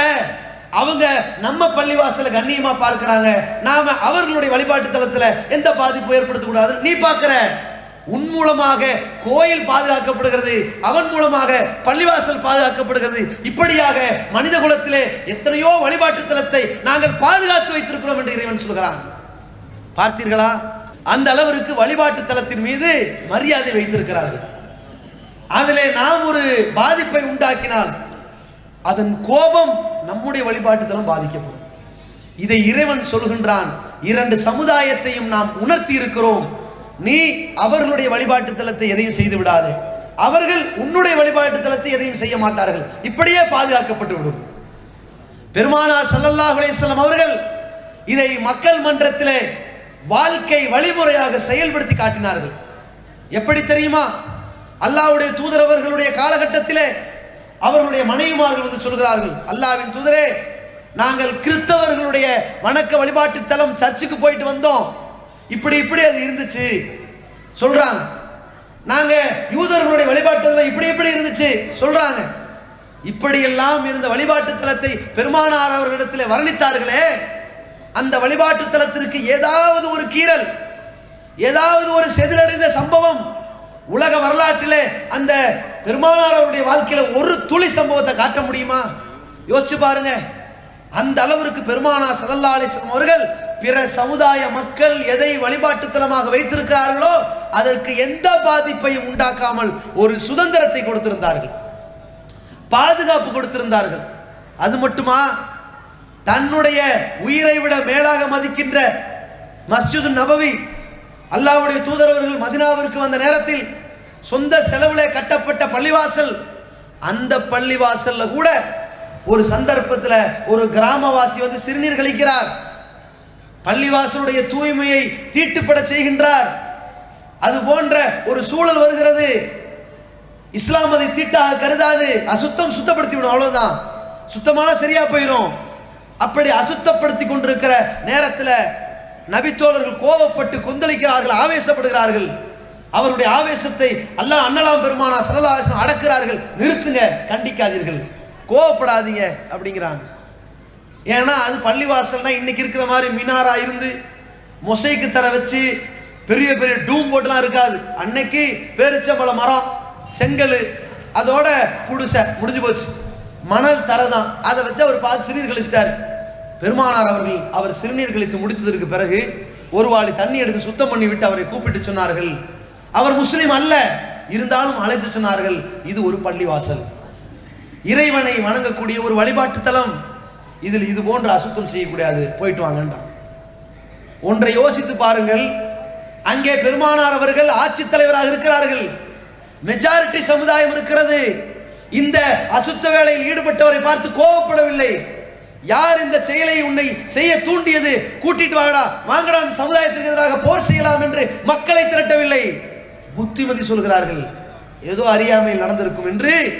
இந்த சமுதாயத்திலே ஒரு சின்னஞ்சிறு பிரச்சனைக்கெல்லாம் பெரிய அளவிலே மோதல்கள் ஏற்படும் அல்லவா, அதையெல்லாம் சுக்குநூறாக பெருமானா ஸல்லல்லாஹு அலைஹி வஸல்லம் அவர்கள் தகர்த்தெறிகிறார்கள் என்று சொன்னால், தீவிரவாதத்தை இஸ்லாமிய மார்க்கம் எந்த அளவிற்கு எதிர்க்கின்றது என்று பாருங்கள். இன்றைக்கு கூட பள்ளிவாசலிலே ஏதாவது ஒரு சின்ன கீறல் ஏற்பட்டாலும் கூட நாங்கள் என்ன செய்வோம், இன்னார் தான் இந்த செயலில் ஈடுபட்டார்கள் என்று புகார் தெரிவிக்க ஓடுகிறோமா? இல்லை. இது எதனால் ஏற்பட்டிருக்கும், யார் இதை செய்திருப்பார்கள், ஒரு அனலைஸ் யதார்த்தமாக நடந்திருக்கு, இது பிரச்சனை பெருசாக கூடாது, நம்முடைய சமுதாய மக்கள் நம்மை சுற்றி உள்ளவர்கள் யாரும் இதை செய்ய வாய்ப்பில்லை, விட்டுருவோம். ஏன், நாம் எவ்வளவு உயர்வாக இந்த வழிபாட்டு தலத்தை மதிக்கிறோமோ இந்து சமுதாய மக்களும் அவர்களுடைய கோயில்களை உயர்வாக மதிக்கிறார்கள். அதனால் நம்முடைய வழிபாட்டு தலத்தில் அவர்களும் எந்த பாதிப்பை ஏற்படுத்த மாட்டார்கள், நாமும் அவர்களுடைய வழிபாட்டு தலத்தில் எந்த பாதிப்பை ஏற்படுத்தக்கூடாது. இதான் இஸ்லாமிய மார்க்கத்துடைய போதனை என்பதை உணர்ந்து உலகத்திற்கு ஒரு தத்துவத்தை இஸ்லாமிய மார்க்கம் சொல்லி தந்திருக்கிறதை பாருங்கள். அதே மாதிரி மத மோதல்கள் ஏற்படுவதற்கு, தீவிரவாதங்கள் பரவுவதற்கு காரணமாக இருக்கக்கூடிய இன்னொரு அம்சம், ஒரு சமுதாயம் மிகப்பெரிய பெல்ட் ஆயிட்டான்னு வைங்க, ஒரு ஆட்சி, ஒரு தேசம், அந்த தேசத்திற்கு ஒரு தலைவன், அவன் போற்றப்படுகிறான் என்றால், மதிக்கப்படுகிறான் என்றால், அந்த தலைவனுக்கு ஏதாவது ஒரு இன்சல்ட் ஏற்பட்டு விட்டால், ஒரு இழிவு ஏற்படுத்தி விட்டால், அவனுக்கு ஒரு துன்பம் ஏற்பட்டு விட்டால், ஏதாவது ஒரு துயரத்தை யாராவது ஏற்படுத்தி விட்டால் உடனடியாக போரை கிளப்பிடுவார்கள். உலகப் போர் வரலாற்றில் முதல்ல பல நாடுகள் யுத்த களங்களை சந்தித்த பொழுது தொடங்கியது காரணம் என்ன, ஆஸ்திரியா ஹங்கேரி பிரச்சனை அங்கதான் வெடிக்குது. ஒரு நாட்டு மன்னனுடைய மனைவி கொலை செய்யப்படுகிறாள். உலக அளவிலே பல நாடுகள் யுத்தங்களிலே சந்திக்கிறது. அந்த யுத்தங்களிலே பல லட்சக்கணக்கான மக்கள் கொலை செய்யப்படுகிறார்கள். காரணம், ஒரு சமுதாயத்தினுடைய மன்னன், ஒரு அரசன், அவனுக்கோ அவன் குடும்பத்திற்கோ அவனுடைய பேருக்கோ களங்கம் ஏற்பட்டால் போர் மூண்டு விடுகிறது. பெருமானா ஸல்லல்லாஹு அலைஹி வஸல்லம் அவர்கள் தன்னுடைய 23 ஆண்டு கால இஸ்லாமிய வாழ்க்கை, தூதுத்துவ வாழ்க்கை, மக்களிடத்தில் செய்த போதனை, எங்காவது இது போன்ற பிரச்சனைக்கு வழிவகை செய்தார்களா? யோசித்து பாருங்கள். ஒரு பிரச்சனை வருவதற்கு இருந்தது, ஆனாலும் அதற்கு வழிவகை செய்யவில்லை. ஒரு யூதர் வருகிறார், ஒரு பிரச்சனையோடு புகாரோடு வருகிறார். பெருமானார் அவர்களுடைய வாழ்க்கையில, முகமது நபி ஸல்லல்லாஹு அலைஹி வஸல்லம் வாழ்க்கையில யூதர்களும் கிறிஸ்தவர்களும் நெருப்பு வணங்கிகளும் இஸ்லாமியர்களும் கலந்து இருக்கிறாங்க. யூதர் வியாபாரம் பண்றாரு. அவர் கோதுமை வியாபாரம் பண்ணுகிற பொழுது ஒரு நபித்தோழர், ஒரு முஸ்லீம் விலைக்கு கேட்கிறாரு. எப்படி கேட்கிறாரு, ரொம்ப கம்மி விலைக்கு கொடுப்பான்னு கேட்கிறாரு. பேரம் பேசுறாரு. வியாபாரி என்ன செய்யணும், விலை ஒத்து வரலைன்னா தர முடியாதுன்னு சொல்லிட்டு போலாம். இந்த யூதர் என்ன பண்றாருன்னா, விலைக்குன்னு கட்டு வழியாவில் போப்பான்னு சொல்லியிருக்கலாம். அவர் என்ன சொல்றாரு தெரியுமா, எந்த மோசேயை இறைவன் கண்ணியப்படுத்தினானோ அந்த மோசே, அந்த இறைவன் மீது சத்தியமா சொல்றேன், உனக்கு இந்த கோதுமையை கம்மி விலைக்கு தரமாட்டேன். இது தேவையா இந்த வார்த்தை? அதாவது பெருமானா ஸல்லல்லாஹு அலைஹி வஸல்லம் ஆட்சியில் இருக்கிறாங்க, முகமது நபி தூதரா இருக்கிறாங்க. முகமது நபியை தூதராக யூதர்கள் ஏற்றுக்கொள்ளவில்லை, ஏற்றுக்கொள்ள மாட்டார்கள். ஆட்சி தலைவராக ஏற்றுதான் இங்கே ஆகணும். ஆனால் தூதராக ஏற்றுக்கொள்ளாவிட்டாலும் மூசாவை தூதராக ஏற்றுக்கொண்ட காரணத்தினால முகமது நபியை கொஞ்சம் டம்மியா பேசிட்டு மூசா நபியை ஒசத்தியா பேசுறாங்க. எந்த மூசாவை இறைவன் கண்ணியப்படுத்தினானோ அந்த இறைவன் மீது சத்தியமா சொல்றேன், கோதுமை தரமாட்டேன். இவர் என்ன பண்ணாரு, முகமது நபி இப்பொழுது தூதரா இருக்கிறாங்க, ஆட்சி தலைவரா இருக்கிறாங்க, அவரை கொச்சைப்படுத்தி தாழ்த்தி விட்டு நீ பேசுறான்னு ஓங்கி அரைஞ்சிடறாரு. இது வளர்ந்தால் என்ன ஆகும்? இந்த பிரச்சனை மூண்டால் இரண்டு சமுதாயத்தில் எவ்வளவு பெரிய பிளவு ஏற்படும். பெருமானார் ஸல்லல்லாஹு அலைஹி வஸல்லம் இடத்துல இந்த புகார் வருகிற பொழுது அல்லாஹ்வுடைய தூதரவர்கள் நியாயமாக விசாரிக்கிறார்கள். அந்த நேரத்தில் என்ன சொல்லி இருக்க வேண்டும்? உனக்கே தேவையில்லாத பேச்சு, உனக்கு விலை கட்டுவழி ஆகனா கொடுக்க முடியாதுன்னு சொல்லிட்டு போக வேண்டியதானே? யாரை கேட்டு மூசாவை நீ புகழ்ந்து பேசுற, என்னை பத்தி பேசாம மூசாவை கண்ணியப்படுத்துற மாதிரி பேசுற என்று கேட்டு இருக்க வேண்டும். கேட்கவில்லை. ஒரு சமுதாயத்தின் தலைவரை பற்றி கொச்சையாக பின்தழுவருக்கு அளவில் பேசினாலும் கூட, அவரை உயர்த்தி பேசாவிட்டாலும் கூட, இதன் காரணமாக சமுதாயம் பிளவுணர்வு விடக்கூடாது, மக்கள் மத்தியிலே மனித உயிர்கள் பலியாகிவிடக்கூடாது. அந்த யூதரை பார்த்து பெருமானார் அவர்கள் சொன்னார்கள், இறை தூதர்களில் யாரையும் நீங்கள் தாழ்த்தி பேசாதீர்கள், போயிட்டு வாங்கண்டார். அவ்வளவுதான். எப்பா நீ மூசாவையும் தாழ்த்தி பேசாத, நான் தாழ்த்தி பேச மாட்டேன், அவரும் ஒரு இறை தூதர், நீ யாரையுமே தாழ்த்தி பேசாதீங்க என்று பிரச்சனையை சமரசம் செய்து பெருமானார் ஸல்லல்லாஹு அலைஹி வஸல்லம் அவர்கள் அனுப்புகிறார்கள். என்றால் ஒரு நேரத்தில் ஒரு யூதருடைய பிரேதம், இறந்து போன ஒரு யூதர், முஸ்லிம் அல்ல, அவருடைய பிரேதம் சுமந்து செல்லப்படுகிறது. அதை பார்த்த உடனே பெருமானார் ஸல்லல்லாஹு அலைஹி வஸல்லம் டக்குன்னு எந்திரிச்சு நிற்கிறாங்க. நபித்தோழர்கள் கேட்கிறாங்க, அல்லாஹ்வின் தூதரே யூதனுடைய பிரேதம் தானே அப்படிங்கிறாங்க. அதற்கு அல்லாஹ்வுடைய தூதர்கள் சொன்னார்கள், அதுவும் ஒரு மனிதன் தானே, யாராக இருந்தாலும் சரி, மதங்கள் இரண்டாவது, மனிதன் என்பதை பெருமானார் ஸல்லல்லாஹு அலைஹி வஸல்லம் பார்த்தாங்களா இல்லையா? ஒருவன் இறந்து விட்டால் கூட இவருக்காக ஆட்சி தலைவர் முகமது நபி எழுந்திருக்கிறார் என்று அந்த யூதனுக்கு இப்பொழுது விளங்கவா போகிறது? இல்லை. இருந்தாலும் ஒரு கண்ணியம், ஒரு மரியாதை, இரங்கல் சந்தர்ப்பத்திலே துக்கத்திலே இருக்கிற பொழுது அவனை தூக்கி செல்கிற நேரத்திலே அந்த குடும்பத்திற்கு ஒரு ஆறுதல் எழுந்து நின்றார்களவா? இந்த அளவிற்கு எல்லா சமுதாய மக்களுக்காக வாழ்ந்த தூதர் பெருமானார் ஸல்லல்லாஹு அலைஹி வஸல்லம் அவர்களுடைய இந்த வாழ்க்கை தீவிரவாதத்திற்கு சின்ன ஒரு வழிவகை கூட அங்கே கொடுக்காமல் இருந்தது. அதே மாதிரி தீவிரவாத பிரச்சனைகள், வன்முறைகள், மத மோதல்கள், சமுதாயத்திற்கு இடையிலான கலவரங்கள் வருவதற்கான இன்னொரு காரணம் என்னவென்று சொன்னால், இரண்டு சமுதாயத்திற்கு இடையில ஒரு மொழி ரீதியான ஏற்றத்தாழ் வருமானால் அங்கே பிரச்சனை வெடிக்கும். இன்னைக்கு வெடிக்குதா இல்லையா? என்னதான் நீங்க தமிழ்நாட்டுக்காரராக இருந்தாலும் இங்கிருந்து கர்நாடகாவுக்கு போயிட்டா அங்க திடுதுப்புன்னு காவேரி நீரை அவன் தரமாட்டேன்னு நிறுத்தினா, தமிழ்நாட்டில் கோரிக்கை வைத்தார்களே ஆனால் அங்கே தமிழகத்துக்காரனுக்கு மண்டை உடையும். ஏன்? மொழி. இரண்டு மொழிக்கிடையிலே பிரச்சனை. இந்த மொழியை பொறுத்த வரைக்கும் பஸ் போகும்ல, தமிழ்நாட்டில் சென்னையிலேருந்து பஸ் போகுது, கோயம்பேட்டிலேருந்து தாண்டினா தமிழ் படம் ஓடும், ஓசூர் தாண்டிச்சுன்னா ஆஃப் பண்ணிடுவாங்க. ஏன்? ஒரு டிவி உடைக்க மாட்டான், பஸ்ஸையே கொளுத்திடுவானு என்ற பயம் இருக்கா இல்லையா? இந்த அளவிற்கு மொழிவரியை பார்க்கின்றோம். மனிதனுடைய பேச்சுக்கள், கம்யூனிகேஷனு, ஒருத்தருக்கு ஒருத்தர் புரிந்து கொள்வதற்கு தான் மொழி. ஆனால் இதை ஏற்றத்தாழ்வாக நினைத்து மக்கள் மன்றத்தில் பிரச்சனையை கட்டவிழ்க்கிறதை பார்க்கிறோம். பெருமானார் ஸல்லல்லாஹு அலைஹி வஸல்லம் காலகட்டத்தில் இது போன்ற பிரச்சனை வந்துவிடக் கூடாது, இதனால் தீவிரவாதத்திற்கு வளர்ச்சி கிடைத்துவிடக் கூடாது, மக்களிடத்திலே ரத்தம் ஓட்டப்பட்டு விடக்கூடாது என்பதை உணர்ந்து அங்கே மக்கள் மத்தியிலே சொல்கிறார்கள், ஒரு அரபி தெரிந்தவனை விட அரபி தெரியாதவன் தாழ்ந்தவன் கிடையாது என்று சொல்கிறார்கள். ஒரு நபித்தோழர் அரபு மொழியிலே திருக்குரானை ஓதுகிறார். அவருடைய அரபு மொழி எப்படி இருக்கிறது என்றால், ஒரே மொழி, ரெண்டு பேர் பேசுகிறார்கள். உமர் ரலியல்லாஹு பேசுகிறார்கள், கொஞ்சம் நல்ல இலக்கிய நடையாக பேசுகிறார்கள், உச்சரிப்புலாம் நல்லா இருக்கிறது. ஆனால் இன்னொருத்தர் ஓதுறாரு, அவருக்கு உச்சரிப்பு சரியில்லை, அரபு மொழி தான், ஏதோ எழுது படிக்க தெரியாது ஓதுற மாதிரி இருக்குது. இந்த நேரத்தில் பாருங்க, இப்போ நம்ம தமிழகத்தில் தமிழ் மொழி, நெல்லையில் ஒரு மொழி பேசுவாங்க, இதே தமிழை கொஞ்சம் நல்லா இலக்கியம் இலக்கணத்தோடு புரிந்தவர்களாக நெல்லை பகுதியில் பேசுவாங்க, கொஞ்சம் மரியாதை கொடுத்த மாதிரி கோயம்புத்தூரில் பேசுவாங்க, ஆனால் கொஞ்சம் இழுத்து இழுத்து பேசுவாங்க. சென்னையில் பணக்காரனாக இருந்தாலும் கோடீஸ்வரனாக இருந்தாலும் பெரிய கிராஜுவேட்டாக இருந்தாலும் என்ன இன்னாயா இன்னாங்கிற இப்படின்னு பேசுவாங்க. இது அவருடைய ஸ்டைல் தானே தவிர இவன் ரொம்ப தாழ்ந்தவன் அல்ல. ஆனால் மற்ற ஒரு காரனுக்கு இவன் என்னமோ ஒரு ரொம்ப தாழ்ந்தவனை போன்று இவன் நினைப்பான். ஒரே மொழியில் சண்டை வருதுல்ல, பிரச்சனை வருதுல்ல, சண்டைக்கார மாதிரி அவன் நினைக்கிறான்ல. இது மாதிரி ரெண்டு நபித்தோழர்கள், ஒரு நபித்தோழர் ஓதுற குரான் வசனம் கொச்சையா தெரியுது இவருக்கு, இவர் என்ன பண்றாரு, இறைவனுடைய திருவசனத்தை இப்படி தப்பு தப்பா ஓதுறேன்னு அரைஞ்சிட்டாரு. நபிகளார்கிட்ட புகார் வருது, நபி ஸல்லல்லாஹு அலைஹி வஸல்லம் அவர்கள் அந்த நபித்தோழரை ஓத சொல்றாங்க. இந்த உமர் அவர்களையும் ஓத சொல்றாங்க. ரெண்டு பேரும் ஓதுறாங்க. இவர் அழகான அரபு மொழியில் ஓதுறாரு, அவர் சுமாரான அரபு மொழியில் ஓதுறாரு. பெருமானார் சொன்னாங்க ரெண்டுமே சரிதான், போயிட்டு வந்துட்டாங்க. ஏன்? ஒரு மொழியினால் பிரச்சனை வரக்கூடாது. இரண்டு மொழி, ஒருத்தனுக்கு மொழியே தெரியல, சீப்பா நினைக்காத, உனக்கு மொழியினால் எந்த உயர்வு தாழ்வு கிடையாது என்பதை பெருமானார் ஸல்லல்லாஹு அலைஹி வஸல்லம் அவர்கள் அங்கே போதித்தார்கள். அதே போல இந்த சமுதாயத்தில் இது போன்ற மத மோதல்கள், ஒரு இன பிரச்சனைகள் வழிவகை செய்வதற்கான காரணம் எதுவாக இருக்கும்? நிறமாக இருக்கும். இன்றைக்கு பார்க்கிறோம் பல நாடுகளிலே மிகப்பெரிய அளவிலான ஒரு இன அழிவு பிரச்சனை, ஒரு சமுதாயத்திற்கு இடையிலான பிரச்சனை, கருப்பனுக்கும் வெள்ளையனுக்கும் இடையிலான பிரச்சனை இருக்குதா இல்லையா? அதை அல்லாஹ்வுடைய தூதர் அவர்களுடைய காலத்தில் எப்படி மாற்றினார்கள்? இன்றைக்கு கருப்பின மக்களுக்கும் வெள்ளையின மக்களுக்குமான ஒரு பெரிய போராளியாக நெல்சன் மண்டேலாவை சொல்வார்கள்.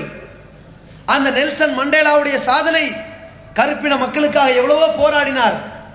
தென்னாப்பிரிக்காவிலே கட்டவிழ்த்து விடப்பட்ட எத்தனையோ பிரச்சனைகளிலே கோடிக்கணக்கான கருப்பின மக்கள் ஏண்டா நாம கருப்பா பிறந்தோம்னு வெக்கி தலைகுனிந்து தற்கொலை செய்தார்கள். வரலாறில் மறக்கடிக்கப்பட்டு விட்டதா? மறைந்து போய் விட்டதா? அந்த கருப்பின மக்களுக்கு எவ்வளவு பெரிய கேவலம் இருக்கும் தெரியுமா? இன்னைக்கு சமுதாயத்திலே உயர்ந்த சாதி மக்கள், தாழ்ந்த சாதி மக்களுக்கு இடையிலான பிரச்சனை கூட கொஞ்சம் கொஞ்சமாக இன்றைக்கு குறைந்து வந்திருக்கலாம். ஆனால் கருப்பின மக்களுக்கு இடையிலே, வெள்ளையின மக்களுக்கு இடையிலேயான பிரச்சனை எப்படி இருக்கிறது தெரியுமா? ஒவ்வொரு ஹோட்டல்களையும் வாசல ஒட்டி வைத்திருப்பார்கள், dogs and blacks are not allowed அப்படின்னு போட்டிருப்பார்கள். நாய்களும் கருப்பர்களும் இந்த ஹோட்டல்களை நுழையக்கூடாதுன்னு போட்டிருப்பாங்க. மனிதர்களாக கூட இந்த கருப்பின மக்களை மதிக்காத ஒரு காலம். நெல்சன் மண்டேலா போராடினார். போராட்டத்தின் விளைவு படிப்பு துறையில் கருப்பு வெள்ளையின மக்கள் இணைத்து சேர்க்கப்படுகிறார்கள். ஆட்சி அதிகாரத்திலே கருப்பு வெள்ளையின மக்கள் சேர்க்கப்படுகிறார்கள். ஆனால் ஒரே ஒரு இடத்தில் மட்டும்தான் ஒரு மனிதனுடைய மொழியை பார்த்து தள்ளி விடுகிறார்கள், நிறத்தை பார்த்து தள்ளி விடுகிறார்கள், இனத்தை பார்த்து தள்ளி விடுகிறார்கள், குலத்தை பார்த்து தூக்கி எறிகிறார்கள். எங்கே? வழிபாட்டு தலத்தில்.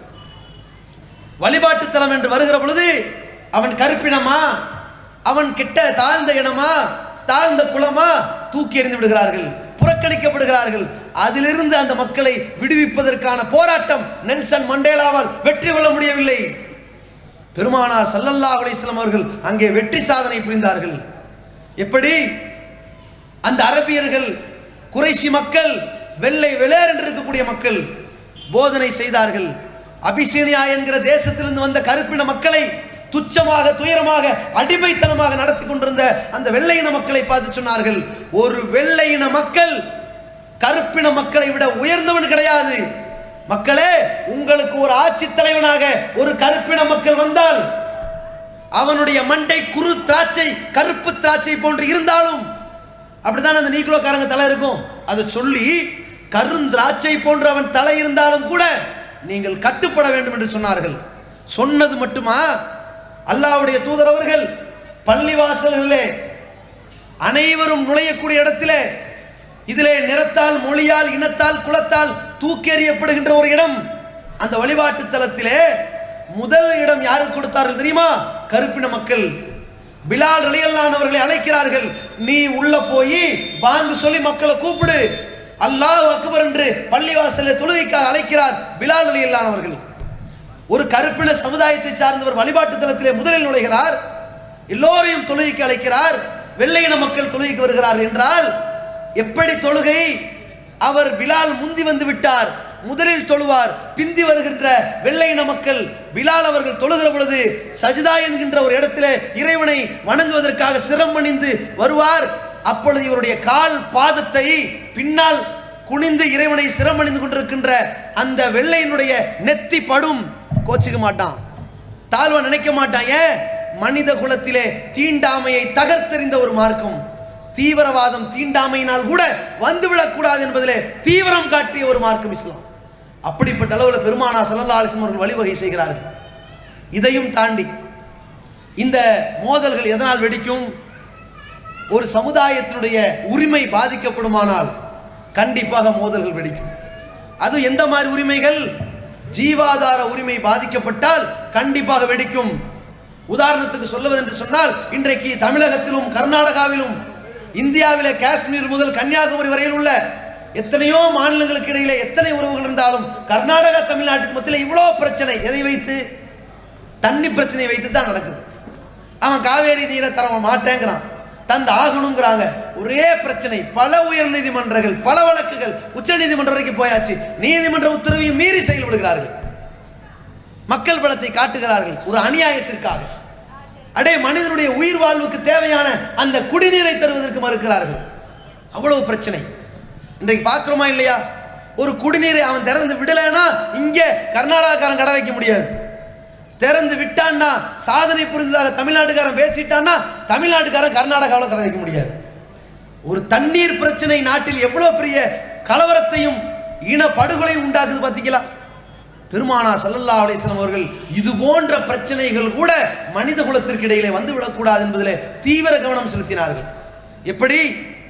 சஹாபாக்களுக்கு சொல்கிறார்கள், தண்ணீரை வியாபாரம் செய்வதை அல்லாஹ்வுடைய தூதர் அவர்கள் தடை செய்திருக்கிறார்கள். ஹதீஸுகளில் பார்க்கிறோம், நபிமொழிகளில் பார்க்கிறோம். நம்ம நினைக்கலாம், என்னடா தண்ணி வியாபாரம் பண்ணுறது ஹராமா? அப்போ பாக்கெட் வாட்டர் இருக்குது, பாட்டில் வாட்டர் இருக்குது, 10 ரூபா 20 ரூபா 50 ரூபான்னு விற்கிறாங்க. அது என்னது? இது தண்ணியை விற்கல, அதை சுத்திகரிக்கிறதுக்கும் மார்க்கெட்டிங் பண்ணுறதுக்கும் லேபிள் ஒட்டினதுக்கும் மூடி போட்டதுக்கும் பாட்டில் போட்டதுக்கான காசு. பெருமானா ஸல்லல்லாஹு அலைஹி வஸல்லம் அவர்கள் சொன்னது என்னவென்று சொன்னால், உனக்கு சொந்தமான ஒரு நீர்நிலை, கிணறாகட்டும் சின்ன குளமாகட்டும், உனக்கு சொந்தமான நீர்நிலை இருந்தால் உன்னுடைய தேவைக்கு போக மீதமுள்ள தண்ணியை தடுத்து வைக்கிறது பாவம் என்று சொன்னார்கள். அடுத்தவனு கொடு. உன்னுடைய வயல்வெளியில ஒருத்தன் தண்ணீர் எடுத்து குடிக்கிறான, குடிச்சுக்கிட்டு போட்டும், காசு வாங்காத. பெருமானா ஸல்லல்லாஹு அலைஹி சொல்கிறார் என்றால் எந்த அளவிற்கு மனிதனுடைய ஜீவாதார கோரிக்கைகளில் பிரச்சனை வந்துவிடக் கூடாது என்று பார்த்திருக்கிறார்கள். பார்த்தீங்களா? உலகத்திற்கு தீவிரவாதத்தை எதிர்க்கக்கூடிய இந்த மார்க்கம், இஸ்லாமிய மார்க்கம், எல்லா காரணிகளையும் அடைத்திருக்கிறது. எந்த அளவிற்கு என்றால், மனித குலத்திலே எல்லா பிரச்சனைகளுக்கும் முதல் அடித்தளம் இனவெறி தான் வரும். ஊர்வெறி, இனவெறி, நிறவெறி, மொழிவெறி எல்லாம் வரும். டக்குன்னு கூட்டு சேருவாங்க. ஏன் தெருக்காரன் கூட்டு சேர்ந்துருவான். ஆனால் ஒரு கிரிக்கெட் டீம்னு சொன்னாலும் ஒரு கிராமத்துக்குள்ள 2 கிரிக்கெட் டீம் அடிச்சுக்கிட்டு சாவறான். என்ன? என்னுடைய 17 பேரை நான் காப்பாற்ற வேண்டும். ஒரு இனத்திற்கான ஒரு வெறி வந்து விடுகிறது அல்லவா? இப்படி ஒரு மொழிவெறியால், இனவெறியால், நிறவெறியால், மதவெறியால், ஜாதி வெறியால் சமுதாயம் அழிந்து விடக் கூடாது. பெருமானா ஸல்லல்லாஹு அலைஹி வஸல்லம் அவர்கள் சொல்கிறார்கள், குறைசி மக்கள், குறைசி அல்லாத மக்கள், அவன் உயர் ஜாதி, நீ உயர் ஜாதிங்கிற பேரால் மக்களை தாழ்மையாக நினைத்து விடக்கூடாது சொல்கிறார்கள். அதே நேரத்தில் நீ இஸ்லாமிய மார்க்கத்தை சார்ந்தவன், இஸ்லாமிய மக்களுக்காக உதவி செய்கிறாய், போராடுகிறாய், இனவெறி வந்து விடக்கூடாது. எப்படி எச்சரிக்கை செய்கிறார்கள் என்றால், அல்லாஹ்வுடைய தூதரவர்கள் கண்டனம் தெரிவிக்கின்றார்கள். மன் தா இலல் அஸபியத்தி ஃபலைஸ மின்னா, எவன் இனவெறியின் பக்கம் அழைக்கிறானோ அவன் என்னை சேர்ந்த முஸ்லிம் கிடையாது. அல்லாஹ்வுடைய தூதர்கள் சொல்கிறார்கள். முகமது நபியுடைய போதனையை பாருங்கள். வமன் காத்தல ஃபில் அஸபியத்தி ஃபகத்லுஹு ஜாஹிலியா, எவன் இனவெறியின் பக்கம் அழைக்கிறானோ அவன் செத்துவிட்டால் அவன் இஸ்லாத்தின் வழியிலே சாகவில்லை, ஜிஹாதின் வழியில் சாகவில்லை, இனவெறியினாக சாகிறான். அல்லாஹ்வுடைய தூதர்கள் சொல்கிறார்கள். இந்த அளவிற்கு கண்டனம் தெரிவிக்கிறார்கள். நபித்தோழர்கள் கேட்கிறார்கள், அல்லாஹ்வின் தூதரே, ஒருவன் தன் சமுதாயத்திற்காக போராடுகிறான் என்றால் அது இனவெறி ஆகுமா? தன் சமுதாயத்திற்கு நியாயத்திற்காக போராடுகிறான் என்றால் அது இனமாச்சரியமாகுமா கேட்கிறார்கள். அப்பொழுது நபி ஸல்லல்லாஹு அலைஹி சொல்றாங்க, ஒருவன் தன் சமுதாயத்தின் நியாயத்திற்கு போராடுவானேயானால் அது இனவெறி அல்ல, அது நியாயத்துக்கான போராட்டம். தன்னுடைய சமுதாயத்தை சார்ந்தவன் தப்பு செஞ்சிருக்கான்னு தெரிஞ்சும் இவன் போராடுகிறான் என்று சொன்னால் அதற்கு பெயர் தான் இனவெறி என்று சொன்னார்கள். இந்த உலகத்தில் எந்த மதத்தை சார்ந்தவர்களும், எந்த ஜாதியை சார்ந்தவர்களும், எந்த குலத்தை சார்ந்தவர்களும், எந்த மொழியை சார்ந்தவர்களும், எந்த நிறத்தை சார்ந்தவர்களும் அவர்கள் சார்ந்த சமுதாயத்திற்காக போராடலாம், அது தப்பு அல்ல. ஆனால் நம் சமுதாயத்தை சார்ந்தவன் தப்பு செய்திருக்கிறான் என்று தெரிந்தும் அதற்காக வக்காலத்து வாங்கிவிடக் கூடாது என்ற சித்தாந்தம் பெருமானா ஸல்லல்லாஹு அலைஹி வஸல்லம் அவர்களால் உலகத்திற்கு போதிக்கப்பட்டிருக்கிறது. பார்க்கிறோம், இன்றைக்கு ஜிஹாதி என்ற ஒரு வார்த்தையை சொல்லி ஒரு சில மூடத்தனமான உணர்ச்சி வசப்பட்டு செய்யப்படுகிற காரியங்கள், ஒரு சிலரால் செய்யப்படுகிற காரியத்தால் இஸ்லாத்திற்கே அவப்பெயர் ஏற்பட்டுக் கொண்டிருப்பதை பார்க்கிறோம். ஏதோ நாங்கள் மறைமுக ஆதரவாளர்களா? யோசித்து பாருங்கள். 1998 கோவை குண்டுவெடிப்பு சம்பவத்தில் ஈடுபட்ட சில முஸ்லிம் பெயர்தாங்கிகள் சிறைவாசத்திற்கு போனார்கள். அவர்களுக்காக இந்த இஸ்லாமிய சமுதாயம் வக்காலத்து வாங்கியதா, போராட்டம் நடத்தியதா, ஆர்ப்பாட்ட களத்தில் இறங்கியதா? ஒண்ணுமே செய்யலையே. அரசாங்கம் தரப்பில் தான் அவர்களுக்காக வழக்கறிஞர்கள் நியமிக்கப்பட்டிருக்காங்களே தவிர நாங்கள் வக்கீல் செலவு கூட பண்ணலையே. இதற்கு பேர் ஜிகாத் அல்ல. இவர்கள் ஜிகாதை தப்பாக புரிந்திருக்கிறார்கள். ஜிகாத் என்றால் என்ன?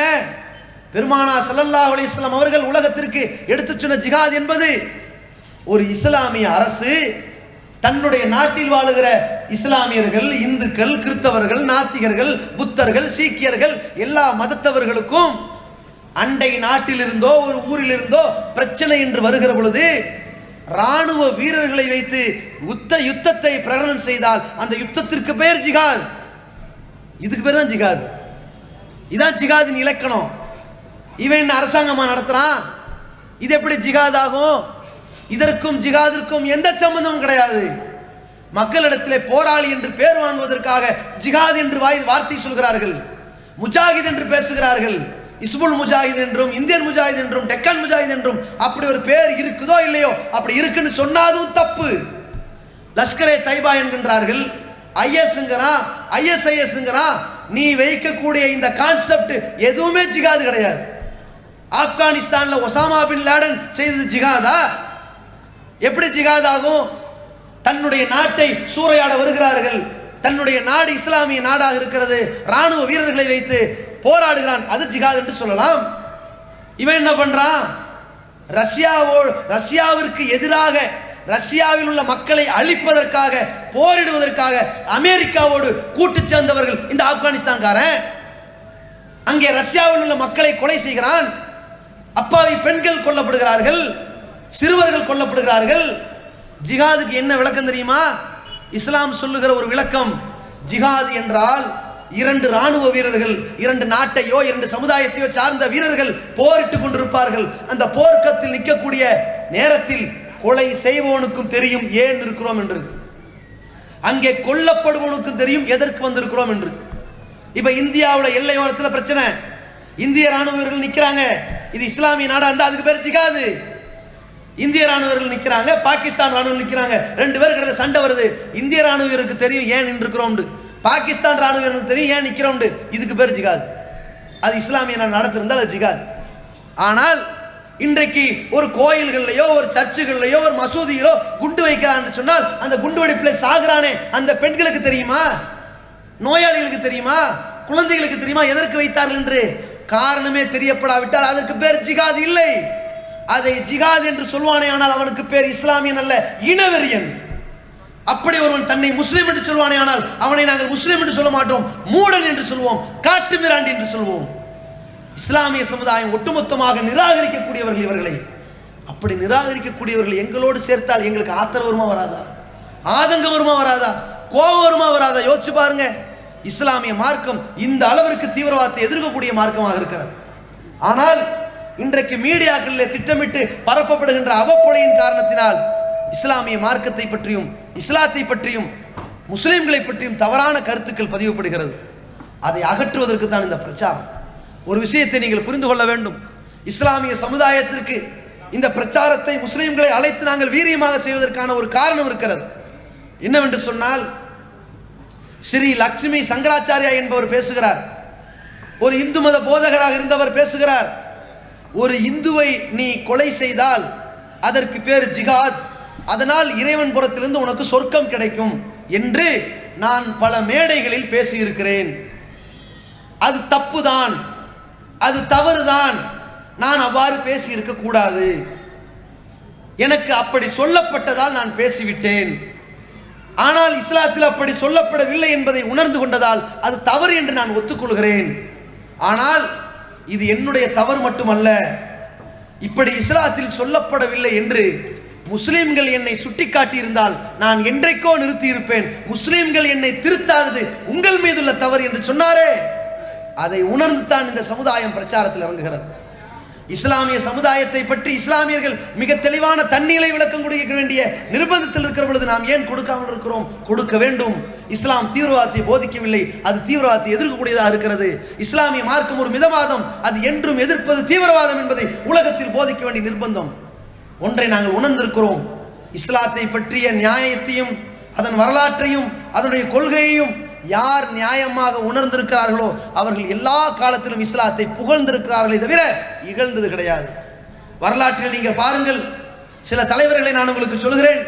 150 ஆண்டுகளுக்கு முன்னால் அரசியல் பிரமுகராக வந்தவர், பெரிய அளவிலே சமூக சேவராக திகழ்ந்தவர் ஜார்ஜ் பெர்னார்ட் ஷா சொல்கின்றார், தென்னாப்பிரிக்காவிலே ஐரோப்பியாவிலே இஸ்லாமிய மார்க்கம் 100 ஆண்டுகளிலே பிரிட்டன் மட்டுமல்ல ஐரோப்பா முழுவதும் ஒரு மார்க்கம் மக்கள் மத்தியிலே அவர்களுடைய உள்ளத்திலே குடிகொள்ளும் என்று சொன்னால் அது இஸ்லாமாக இருக்கும் என்று சொல்கிறார். எதற்காக சொன்னார்? என்ன காரணத்திற்காக சொன்னார்? நான் இஸ்லாத்தை படித்திருக்கிறேன், வரலாற்றை புரிந்திருக்கின்றேன், புரட்டி இருக்கிறேன். முகமது அவர்களுடைய நற்குணம் இந்த உலகத்திலே இந்த சமுதாய மக்களுக்காக 20ஆம் நூற்றாண்டில் எல்லா வகையான தேவைகளும் மக்களுக்கு தேவை என்று, எத்தனையோ பிரச்சனைகளுக்கு தீர்வுகள் தேவை என்று மக்கள் நடுக்கத்திலே ஆழ்ந்திருப்பார்களே, ஆனால் அதற்கான தீர்வு ஒரு சித்தாந்தத்தில் இருக்கும் என்றால் அது இஸ்லாமாக இருக்கிறது என்று சொன்னார். அந்த வரலாற்றை படித்ததால் அவர் சொல்கிறார். அதே போல மைக்கேல் ஹார்ட் அவர்கள் 100 பேர் என்று ஒரு புத்தகத்தை எழுதுகிறார். தி 100 என்ற அந்த புத்தகத்தின் பெயர். அந்த புத்தகத்தை எழுதிவிட்டு அந்த புத்தகத்திலே உலக வரலாற்றை புரட்டி போட்ட சமூக சேவகர்கள், அரசியல்வாதிகள், ஆன்மீகவாதிகள், வள்ளல்கள், மன்னர்கள் எல்லோரையும் கொண்டு வந்து சேர்க்கிறார். அவர் பெயர் மைக்கேல் ஹார்ட், கிறிஸ்தவராக இருக்கிறார். முதல் இடத்தை யாருக்கு கொடுத்திருப்பார்? ஒரு கற்பனை எப்படி இருக்கும்? இயேசுநாதர் கொடுத்திருக்க வேண்டும். ஆனால் அந்த 100 பேரில் இயேசுநாதரை கொண்டு வருகிறார், காந்தியடிகளை கொண்டு வருகிறார், மோசேவை கொண்டு வருகிறார், முகமது நபியை கொண்டு வருகிறார். முகமது அவர்களுக்கு அவர் கொடுத்த இடம் எது தெரியுமா? 100 பேரிலே முதல் இடத்திலே மாமனிதர் ஸல்லல்லாஹு அலைஹி வஸல்லம் அவர்களை வைக்கின்றார். அவர் சொல்கிறார், இன்றைய உலகத்திலே நான் கிறிஸ்தவனாக இருந்து கொண்டு முதல் இடத்திலே முகமது நபியை வைத்தது கிறிஸ்தவ சமுதாயத்திற்கு ஆச்சரியத்தில் ஆழ்த்தியிருக்கலாம், வியப்பில் ஆழ்த்தியிருக்கலாம். ஆனால் அதற்கு பல்வேறு நியாயங்கள் உண்டு என்று நியாயங்களை பட்டியல் போடுகிறார். முதலாவது காரணம், இந்த சமுதாயத்திலே நான் பட்டியல் போட்ட 100 பேரிலே 99 பேர் ஒரு குறிப்பிட்ட சமுதாயத்திற்கு வந்தவர்கள்.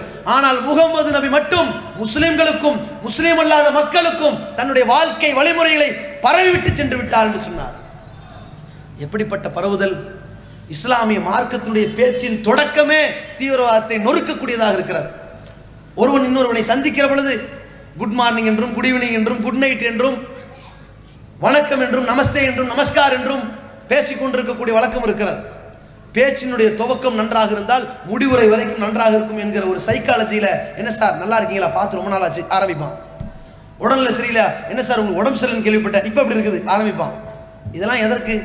ஒரு நல்லிணக்கத்தின் தொடக்கம்.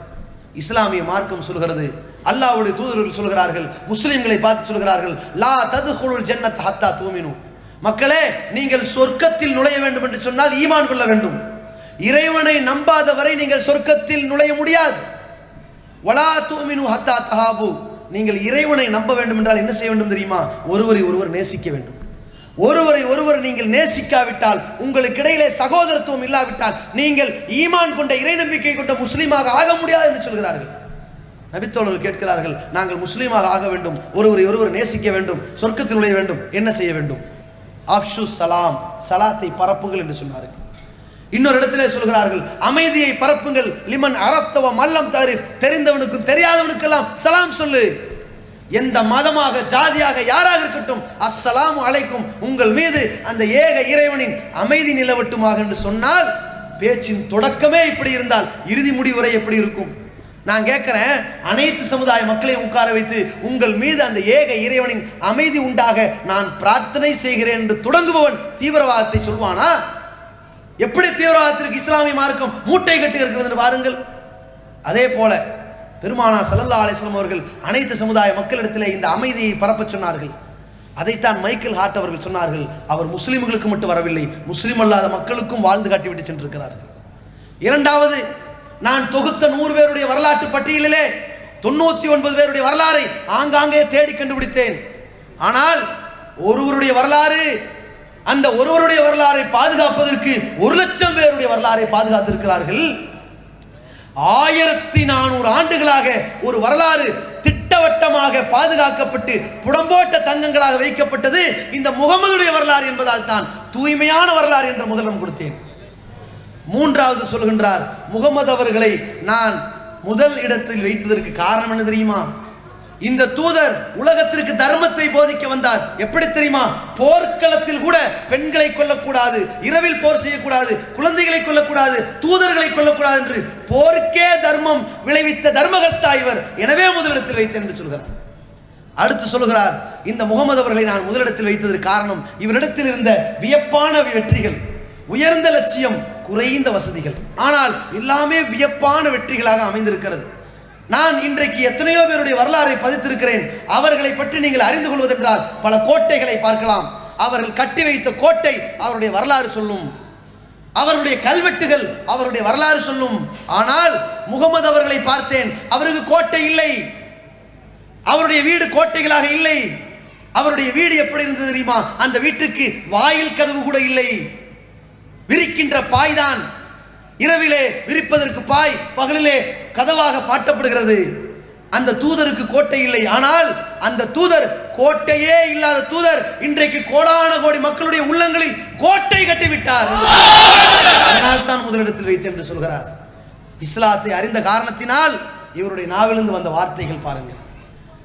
அல்லாஹ்வுடைய தூதர் அவருடைய ஒரு வழிமுறை எப்படி அடுத்தவருடைய உள்ளங்களில் கோட்டை கட்டுகிறது, அந்த வழிமுறையினுடைய வலிமை. மேர்மடியூக் பிக்தால் என்பவருடைய வரலாறை பாருங்கள். ஒரு நாள் ஒரு கட்டடத்தில் இருந்து வேடிக்கை பார்த்து கொண்டிருக்கிறார். லெபனான் நாட்டிற்கு அவர் தூதராக போயிருக்கிறார். சில ஆண்டுகளுக்கு முன்னால் அவர் அந்த கட்டிடத்திலிருந்து பார்த்து கொண்டிருக்கும் பொழுது பெரிய வாய்த்தரார் நடக்கிறது. யாரு கடையில்? ஒரு வயதான முதியவருக்கும் ஒரு இளைஞர் கடையில் சண்டை, கடுமையான தர்க்கம். நேராக போய் பார்க்குறாரு.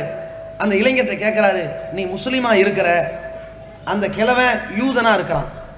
இது லெபனான் நாடு, மெஜாரிட்டி முஸ்லீம் வாழ்கிற நாடு. யூதனை திரி போட்டு அடிக்கலாம், அடிச்சிருந்தா உனக்கு ஆதரவாக பெரிய சமுதாயம் வரும். ஆனால் நீ அடிக்கல, வாய்க்கு வந்துபடி வந்தால் பேசுறான். அவன் கிழவன், நீ குமரன், திருப்பி அடிச்சிருக்கலாமே, சக்தி இல்லையா, திராணி இல்லையா, தைரியம் இல்லையா கேட்கிறார். அப்பொழுது அவர் சொன்னார், அந்த இளைஞர் சொல்லுகிற வார்த்தை, நபிகள் நாயகம் ஸல்லல்லாஹு அலைஹி வஸல்லம் அவர்கள் சொல்லி இருக்கிறார்கள், இன்னலி சாஹிபி மக்கால், கடன் கொடுத்தவனுக்கு திட்டுவதற்கு உரிமை உண்டு என்று சொன்னார்கள். எனவே அந்த கிழவன் எனக்கு கடன் கொடுத்திருக்கிறார், என்னை கண்ட மேனிக்கு திட்டுகிறார், நான் அமைதியோடு நிற்கிறேன். இதை பார்த்துவிட்டு மேர்மடியூக் பிக்தால் அவர்கள் யோசிக்கிறார், ஒரு நாட்டில் ஒரு பிரச்சனையை மையமாக வைத்து மிகப்பெரிய யுத்தத்தையே சந்தித்துக் கொண்டிருக்கிற வரலாறை புரட்டுகிறோம். ஆனால் இந்த முகமதை நேரில் பார்க்காத இந்த மனிதர் அவரை நம்பி, அவர் சொல்லுக்கு மரியாதை கொடுத்து, அதை பின்பற்றி, அந்த வார்த்தைக்காக தன் கோபத்தை அடக்கி ஒரு நாட்டில் அமைதியை நிலவ செய்திருக்கிறார். உண்மையிலேயே மிகப்பெரிய மார்க்கம் இஸ்லாம் என்று புரட்டுகிறார். புரட்டியதன் விளைவு அவருடைய உள்ளத்திலும் இஸ்லாம் கொள்ளை கொள்கிறது. மேர்மடியூக் பிக்தால் முகமது பிக்தாலாக மாறுகிறார். பிறகு யோசிக்கிறார், நாம் ஏன் இந்த இஸ்லாத்தை ஆங்கிலத்திலே மக்களிடத்தில் கொண்டு போய் சேர்க்கக்கூடாது? அரபு படிக்கின்றார், அரபு மொழியிலிருந்து அப்படியே திருக்குரானை ஆங்கிலத்திலே மொழியாக்கம் செய்கிறார். இன்னைக்கு கோடான கோடி ஆங்கிலம் பேசுபவர்களிடத்திலே முகமது பிக்தால் டிரான்ஸ்லேஷன் என்பதை நீங்கள் பார்க்கலாம். அதற்கு பின்னணி இந்த ஒரு வரலாற்று சம்பவம் என்று சொன்னால், அதுதான் மைக்கேல் ஹார்ட் அவர்கள் சொன்னார்கள், இவர் கோட்டை கட்டிவிட்டு போகவில்லை, இன்றைக்கு கோடான கோடி மக்களுடைய உள்ளங்களில் கோட்டை கட்டிவிட்டே இருக்கின்றார் என்று சொன்னார். அதே போல பாருங்கள், அம்பேத்கர் அவர்கள் இந்திய நாட்டிலே ஜாதியின் பெயரால், நிறத்தின் பெயரால், மதத்தின் பெயரால் எந்த சந்தர்ப்பத்திலும் ஏற்றத்தாழ்வு வந்துவிடக் கூடாது என்று அந்த ஏற்றத்தாழ்வுகளால் பாதிக்கப்பட்ட அண்ணல் அம்பேத்கர் அவர்கள் 1952 இந்திய அரசியல் சாசன சட்டத்தை உருவாக்குவதற்கு ஒரு கமிட்டி அமைக்கப்படுகிறது. அந்த கமிட்டிக்கு அவர்தான் தலைவர். முதல் பிரதமராக ஜவஹர்லால் நேரு இருக்கிறார், முதல் குடியரசுத் தலைவராக ராஜேந்திர பிரசாத் இருக்கிறார். அந்த கமிட்டியின் தலைவராக இருந்த அண்ணல் அம்பேத்கர் அவர்கள் சொல்கிறார்கள், நான் இஸ்லாத்தை படித்திருக்கின்றேன், இஸ்லாத்தை பற்றி, முகமது நபியை பற்றி என்னால் சொல்ல இயலாது. ஏன் தெரியுமா? மனித குலத்திலே ஏற்றத்தாழ்வுகள் கிடையாது என்று ஜாதி மத கொடுமைகளை எல்லாம் ஒழித்து கட்டிய முகமது அவர்களை புகழ்வதற்கு என்னிடத்தில் வார்த்தைகள் இல்லவே என்று அம்பேத்கர் அவர்கள் சொல்லி இருக்கிறார்கள் என்றால் வரலாற்றை அறிந்திருக்கிறார்கள், அதனால் அப்படி பேசுகிறார்கள். அதே போல தமிழன்பன் அவர்கள், ஈரோடு கவிஞர், சாகித்ய அகாடமி விருது பெற்றவர், இந்தியாவிலே புகழ்பெற்ற ஒரு கவிஞர். அவருடைய பேச்சுக்கள் கவிதை நடையிலே சொற்பொழிவுகளாக மொழியும். இன்னைக்கு பார்க்குறோம், பிற மதத்தவர்களுக்கு பிரச்சாரம் செய்கிறோம், எப்படி இஸ்லாம் தீவிரவாதத்தை எதிர்க்குது என்று பிரச்சாரம் பண்ணோம். இதன் விளைவாக நல்ல ஒரு நல்லிணக்கம் ஏற்பட்டுக்கிட்டு இருக்குது. இதிலேயே சமீபத்தில் கன்னியாகுமரி மாவட்டத்தில் இந்து முன்னணியை சார்ந்த சில சகோதரர்களுக்கு நம்முடைய இஸ்லாமிய சகோதரர்கள் துண்டு பிரசுரத்தை கொடுக்குறாங்க. இஸ்லாம் தீவிரவாதத்தை போதிக்கிறதா? இதுதான் தலைப்பு. அது கீழே என்ன தெரியுமா? தேசத்தை காக்க நேசத்தை வளர்ப்போம். இதை பார்த்தோன்னு அவர் சொன்னார், இப்படிப்பட்ட ஒரு செயல் திட்டத்தை 20 ஆண்டுகளுக்கு முன்னால் நீங்கள் தொடங்கி இருக்க கூடாதா கேட்டார் அல்லவா? அது அந்த அவ்வளோ பெரிய ஒரு தாக்கம். அந்த வார்த்தை நயமே ஒரு இலக்கியமாக கொடுத்தால் அது நச்சு நிற்கும். அது மாதிரி தமிழன்பன் அவர்கள் சொல்கிறார்கள், நான் முகமது அவருடைய வரலாறை படித்திருக்கின்றேன். அவர் ஒட்டகங்கள் பிறந்த தேசத்தில் பிறந்தார், ஒட்டாத பல உள்ளங்களை எல்லாம் ஒட்டி வைத்து விட்டார் என்று சொன்னார்கள். அந்த அளவிற்கு இந்த தமிழன்பன் அவர்கள் புகழக்கூடிய வகையிலே முகமது அவர்களுடைய வாழ்க்கை, இஸ்லாமிய மார்க்கம் எவ்வளவு ஒரு சகிப்புத்தன்மை மிக்க, ஒரு சகோதரத்துவம் மிக்க மார்க்கமாக உலகத்தில் போயிருக்கிறது பாருங்கள். அதே மாதிரி விவேகானந்தா அவர்கள், இன்றைக்கு ஒரு சமுதாயம் அவர்கள் தனியாக குத்தகை கெடுத்திருக்கலாம், ஆனால் அந்த விவேகானந்தா அவர்கள் பல்வேறு மதத்தவர்கள் குழுமி இருக்கின்ற மத அறிஞர்கள் சேர்ந்திருக்கிற ஒரு மாநாட்டிலே பேசுகிறார்கள். இன்றைக்கு எத்தனையோ மத கோட்பாடுகள் இருக்கின்றது, அதனுடைய கொள்கைகள் இருக்கிறது, அதனுடைய சித்தாந்தங்கள் இருக்கிறது. சித்தாந்தங்கள் அழகாக இருந்து என்ன புண்ணியம், சொற்கள் அழகாக இருந்து என்ன புண்ணியம். ஆனால் முகமது அவர்கள் மட்டும்தான் ஆண்டவனுக்கு முன்னால் அனைவரும் சமம் என்பதை சொல்லாலும் மக்களிடத்தில் எடுத்துரைத்தார்கள், செயலாலும் அனுபவபூர்வத்தாலும் இந்த உலகத்திலே பதிவு செய்து விட்டார்கள் என்று சொல்லி அந்த வரலாறை உண்மைப்படுத்தக்கூடியவர்களை பார்க்கின்றோம். அதே போல ஜவஹர்லால் நேரு அவர்கள், இன்றைக்கு காரசாரமான ஒரு விவாதம் நாட்டிலே நடைபெற்றுக் கொண்டிருக்கிறது. சர்தார் வல்லபாய் பட்டேல் ஒரு பக்கம், ஜவஹர்லால் நேரு ஒரு பக்கம் பேசுகிறார்கள், இறுதி முடிவு அறிக்கிறார்கள். சர்தார் வல்லபாய் பட்டேல் பூமியை ஒன்றிணைக்கக்கூடிய ஒரு விவசாயி, சமஸ்தானத்தை ஒன்றிணைக்க முயற்சி பெற்றார். அவர் மண்ணை ஒன்றிணைக்க நினைத்தார். ஆனால் ஜவஹர்லால் நேரு மதங்களை ஒன்றிணைக்க நினைத்தார். அவர் மண்ணுடைய நிலைமையை பார்த்து ஆராய்ச்சி செய்தார். ஆனால் ஜவஹர்லால் நேரு அவர்கள் மக்களுடைய மனநிலைமையை பார்த்து ஆராய்ச்சி செய்திருக்கிறார். எனவேதான் காந்தி அவர்கள் இவரை முதல் பிரதமராக ஆக்கியிருக்கிறார் என்று அந்த தீர்ப்பின் இறுதியிலே மொழிகிறார்கள். அந்த ஜவஹர்லால் நேரு அவர்கள் சொல்கிறார்கள், முகமது அவர்கள் இந்த இஸ்லாத்தை உலகத்திற்கு எடுத்துச் சொல்லி இருக்கிறார்கள். இவ்வளவு ஆண்டு காலம் மிகப்பெரிய வெற்றி பெற்றிருக்கிறார்கள். அந்த வெற்றிக்கு காரணம் அவருடைய கொள்கை உறுதியும் சகிப்புத்தன்மையும் தான் காரணம் என்று சொல்கிறார். என்றால் இஸ்லாமிய மார்க்கத்தை இவ்வளவு தெளிவாக படித்ததால் இஸ்லாத்தை பற்றிய உண்மை நிலையை உணர்ந்திருக்கிறார்கள். அதே போல காந்தியடிகள் அவர்கள் ஒரு செய்தியை பதிவு செய்கிறார்கள். இந்து சமுதாய மக்களே, அவர் சொல்கிறார், எங்க இந்தியா என்கின்ற நாளிதழிலே 1942 வெளிவந்த நாளிதழிலே அவருடைய பேச்சுக்கள் பதிவு செய்யப்பட்டிருக்கிறது. அவர் சொல்கிறார், இந்து சமுதாய மக்களே, இஸ்லாமிய மார்க்கம் வாளால் பரப்பப்பட்ட மார்க்கம் அல்ல, இது முகமது நபியுடைய வாழ்க்கையால் பரவிய மார்க்கம். அது சகிப்புத்தன்மை மிக்க மார்க்கம், சகோதரத்துவம் மிக்க மார்க்கம். நான் இஸ்லாத்தை படித்தேன், நேசிக்கின்றேன், நீங்களும் படியுங்கள், கண்டிப்பாக நேசிப்பீர்கள் என்று சொல்கிறார். என்றால் எந்த அளவிற்கு இஸ்லாமிய மார்க்கத்துடைய வரலாறு அவருடைய உள்ளத்திலே சென்றடைந்திருக்கின்ற பாருங்கள். 1918 சரோஜினி நாயுடு அவர்கள், கவிக்குயில் சரோஜினி நாயுடு அவர்கள் சொல்கின்றார்கள், அவர்கள் சொன்ன சொற்கள் எழுத்துக்களாக பேச்சுக்களாக இன்றைக்கு பதிவு செய்யப்பட்டிருக்கிறது. வரலாற்று புத்தகங்களில் முஸ்லிம்களுடைய சுதந்திர போராட்டம் வேணாலும் இருட்டடிப்பு செய்யப்பட்டிருக்கலாம், சரோஜினி நாயுடு இருட்டடிப்பு செய்யப்படவில்லை. அவருடைய வரலாறில் சொல்லப்படுகிறது, சரோஜினி நாயுடு அவர்கள் சொல்கிறார்கள், இஸ்லாமிய மார்க்கத்தை உலகத்திலே எடுத்துச் சொல்ல வந்த முகமது அவர்கள் காட்டு மிராண்டிகள் வாழ்ந்த தேசத்தில் ஜாதி மத பிரச்சனைகளுக்கு இடையிலே மனித குலத்திலே தீண்டாமையை ஒழித்து பள்ளிவாசலிலேயே ஜனநாயகத்தை நிலைநிறுத்திய ஒரு தூதர். யார் முதலில் வருகிறாரோ அவருக்குத்தான் முதலிடம் என்று சொல்லிக் கொடுத்த தூதர். அந்த மக்கள் மன்றத்திலே சகோதரத்துவத்தை போதித்த தூதர். இஸ்லாம் வாளால் பரப்பப்பட்டது என்று யாராவது சொல்வார்களே, ஆனால் அது முற்றிலும் பொய் என்பதை உண்மை வரலாறு உலகத்திற்கு சொல்லிக் கொண்டிருக்கிறது என்று சரோஜினி நாயுடு அவர்கள் சொல்கிறார்கள். அதே போல பேரறிஞர் அண்ணா அவர்கள் ஒவ்வொரு இடத்திலே தன்னுடைய மேடை முழக்கங்களால் மக்களை கவர்ந்திருக்கிற அறிஞர் அண்ணா அவர்கள் சொல்கின்றார்கள், நான் இளமை காலகட்டத்திலே அரசியல் வாழ்க்கையை சந்திப்பதற்கு முன்னால் பல்வேறு மதங்களை ஆய்வு செய்யக்கூடிய வாய்ப்பு கிடைத்தது. அந்த வாய்ப்பின் வரிசையிலே இஸ்லாத்தை படித்து பார்த்தேன். முகமது அவருடைய வாழ்க்கை எனக்கு ரொம்ப பிடித்திருந்தது. ஏன் தெரியுமா? முகமது அவர்கள் சொல்லி இருக்கிறார்கள், ஆண்டவனுக்கு இணை கற்பித்தல் ஆகாது என்று சொல்கிறார்கள். இதை அறிஞர் அண்ணா அவர்கள் கூறுகிறார்கள், நான் கூட கேள்விப்பட்டிருக்கிறேன், விண்டிலர் கண்டிலர், கண்டிலர் விண்டிலர், இறைவனை பார்த்தவன் சொன்னது கிடையாது, சொன்னவன் பார்த்தது கிடையாது என்று சொல்வார்கள். அதுபோலத்தான் இந்த முகமது அவர்கள் ஆண்டவனுக்கு இணை கற்பித்தல் ஆகாது என்று சொன்னார். ஆனால் எப்படி சொன்னார் தெரியுமா? ஆண்டவனுக்கு இணை கற்பிக்கின்ற மக்கள் மத்தியிலே தன் இன்சொல்லால், பொன் சொல்லால், நன் சொல்லால் பேசக்கூடிய இந்த முகமது அவருடைய இந்த சகிப்புத்தன்மை இந்த உலகத்திலே பெரிய வெற்றியை ஏற்படுத்தி கொடுத்திருக்கிறது. எனக்கு இந்த இஸ்லாத்தின் பக்கம் ஒரு ஈர்ப்பை ஏற்படுத்தி இருக்கிறது என்று அண்ணா அவர்கள் சொல்கிறார் என்று சொன்னால் என்ன காரணம்? இஸ்லாமிய மார்க்கத்துடைய வரலாற்றினுடைய எந்த சம்பவங்களாவது இது வாளால் பரவியது என்று சொல்ல முடியுமா? ஒரு சந்தர்ப்பத்தில் அல்லாஹ்வுடைய தூதர் அவர்கள் ஒரு போருக்கு சென்று விட்டு திரும்புகிறார்கள், மரத்தடியிலே உறங்குகிறார்கள். வாளை வைத்திருக்கிறார்கள். எதிர்கூட்டத்தில் இருக்கக்கூடிய ஒருவன் அந்த வாளை எடுத்து பிடுங்கி முகமது அவர்களை மிரட்டுகிறான், உன்னை கொலை செய்ய போகிறேன், உன்னை யார் காப்பாற்றுவார் என்று. நபிகள் நாயகம் ஸல்லல்லாஹு அலைஹி வஸல்லம் சொன்னார்கள், அல்லாஹ் காப்பாற்றுவான். நேரு அவர்கள் குறிப்பிட்டார்களவா, இதான் கொள்கை உறுதி. இதை பார்த்து அப்படி ஷாக் ஆயிட்டான். உடனே நபி ஸல்லல்லாஹு அலைஹி வஸல்லம் டக்குன்னு லாபகமா அந்த வாளை டப்புன்னு பிடிக்கிட்டு அவரை கேட்கிறாங்க, நான் இப்பொழுது உன்னை கொல்ல போகிறேன், உன்னை யார் காப்பாற்றுவார் என்று. கொல்வதற்காக கேட்கவில்லை, அவர் உள்ளத்தை கொள்ளை கொள்வதற்கு கேட்டார்கள். அவர் சொன்னார், நீங்க தான் காப்பாற்றணும். ஏன்னா அவர் அல்லாஹ் நம்பல கடவுளை. அப்ப பெருமானா ஸல்லல்லாஹு அலைஹி சொன்னாங்க, உன்னையும் அந்த இறைவன் தான் காப்பாற்றுவார், சரி போயிட்டு வா. அப்பயே மிரட்டினாங்க, சும்மா எதுக்கு மிரட்டணும், இந்த செய்தியை சொன்னார்கள், நீ போயிட்டு வாப்பா, அவ்வளவுதான்.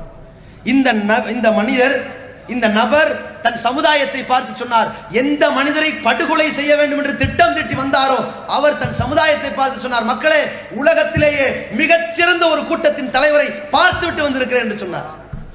அது போன்ற ஒரு மாற்றம் இந்த வரலாறு உண்மைப்படுத்தும். இஸ்லாம் வாளால் பரவவில்லை, முகமது அவர்களுடைய வாழ்க்கையால் பரவியது என்று.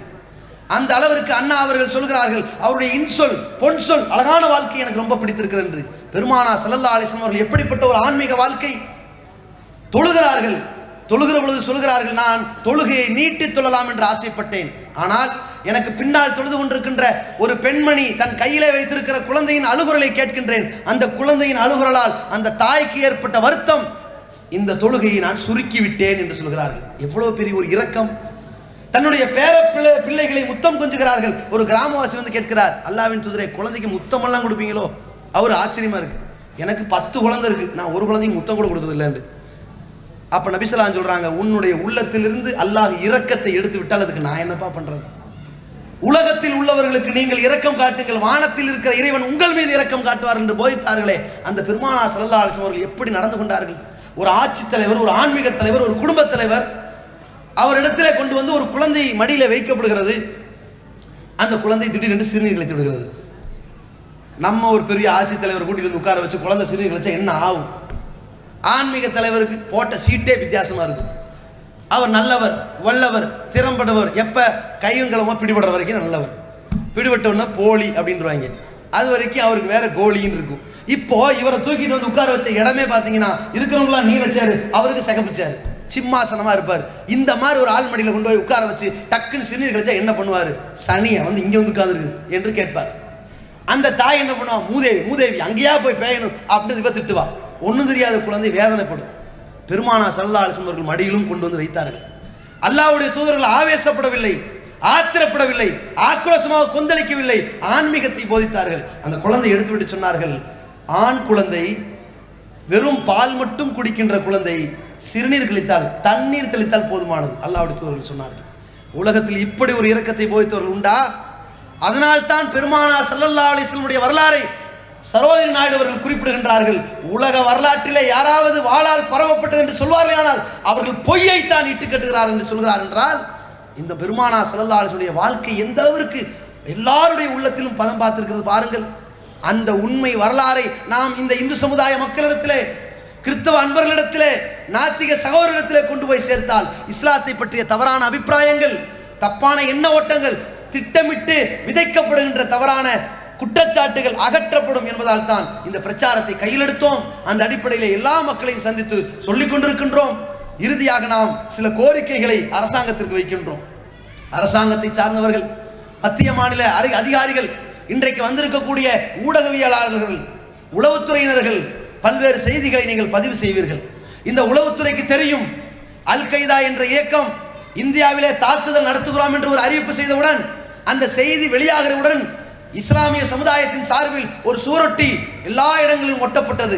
இஸ்லாத்தின் வளர்ச்சிக்கு எதிராகவும் முட்டுக்கட்டையாகவும் திகழ்கின்ற அல் கைதா இயக்கத்தை இந்திய முஸ்லிம்கள் இந்தியாவை விட்டு விரட்டி அடிப்பார்கள் என்று நாங்கள் ஒட்டினோம்.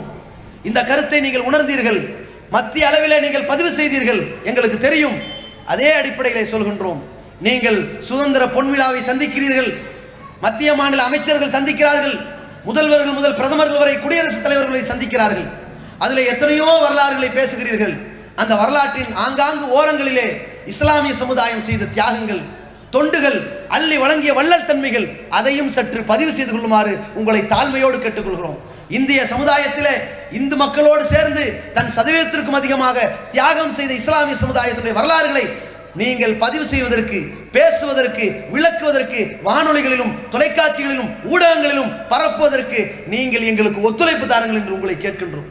அதே போல பத்திரிகையாளர்கள், நீங்கள் நியாயமான உள்ளங்களாக பல இடங்களிலே எங்களுக்கு நடந்து கொண்டிருக்கிறீர்கள், பல சந்தர்ப்பங்களிலே உதவி கொண்டிருக்கிறீர்கள். இந்த தீவிரவாத எதிர்ப்பு பிரச்சாரத்தை மக்கள் மன்றத்திலே கொண்டு போய் சேர்க்கின்றீர்கள். உங்களை பார்த்து சொல்கின்றோம், ஒரு இந்து சமுதாயத்தை சார்ந்தவன் ஒரு மத துவேஷத்திலே ஈடுபடுவானே ஆனால், மத துவேஷ வார்த்தைகளை பேசுவானே ஆனால், மேடை போட்டு பேசுவானே ஆனால், டிவியிலே கிறுக்கனை போன்று உளருவானே ஆனால், அவனோடு இந்து சமுதாயத்தை சேர்த்து விடாதீர்கள். அவனை தனித்து விடுங்கள், சுத்திகரித்து விடுங்கள், அப்புறப்படுத்தி விடுங்கள், அவனை காட்டுமிரான் என்று ஒதுக்கி விடுங்கள். அவன் முஸ்லீமாக இருந்தாலும் சரி, இந்துவாக இருந்தாலும் சரி, கிறிஸ்தவனாக இருந்தாலும் சரி, தீவிரவாதத்திற்கு மதங்கள் கிடையாது என்ற கொள்கையை மிக தெளிவாக கடைபிடிங்கள் என்று மீடியாக்களுக்கும் சொல்கின்றோம். பயங்கரவாதத்தை வேறறுப்போம், பயமில்லா வாழ்வுக்கு பாதை அமைப்போம் என்று சொல்லி என்னுடைய உரையை நிறைவு செய்கின்றேன். வாஹிரு தஅவானா அல்ஹம்துலில்லாஹி ரப்பில் ஆலமீன். அஸ்ஸலாமு அலைக்கும்.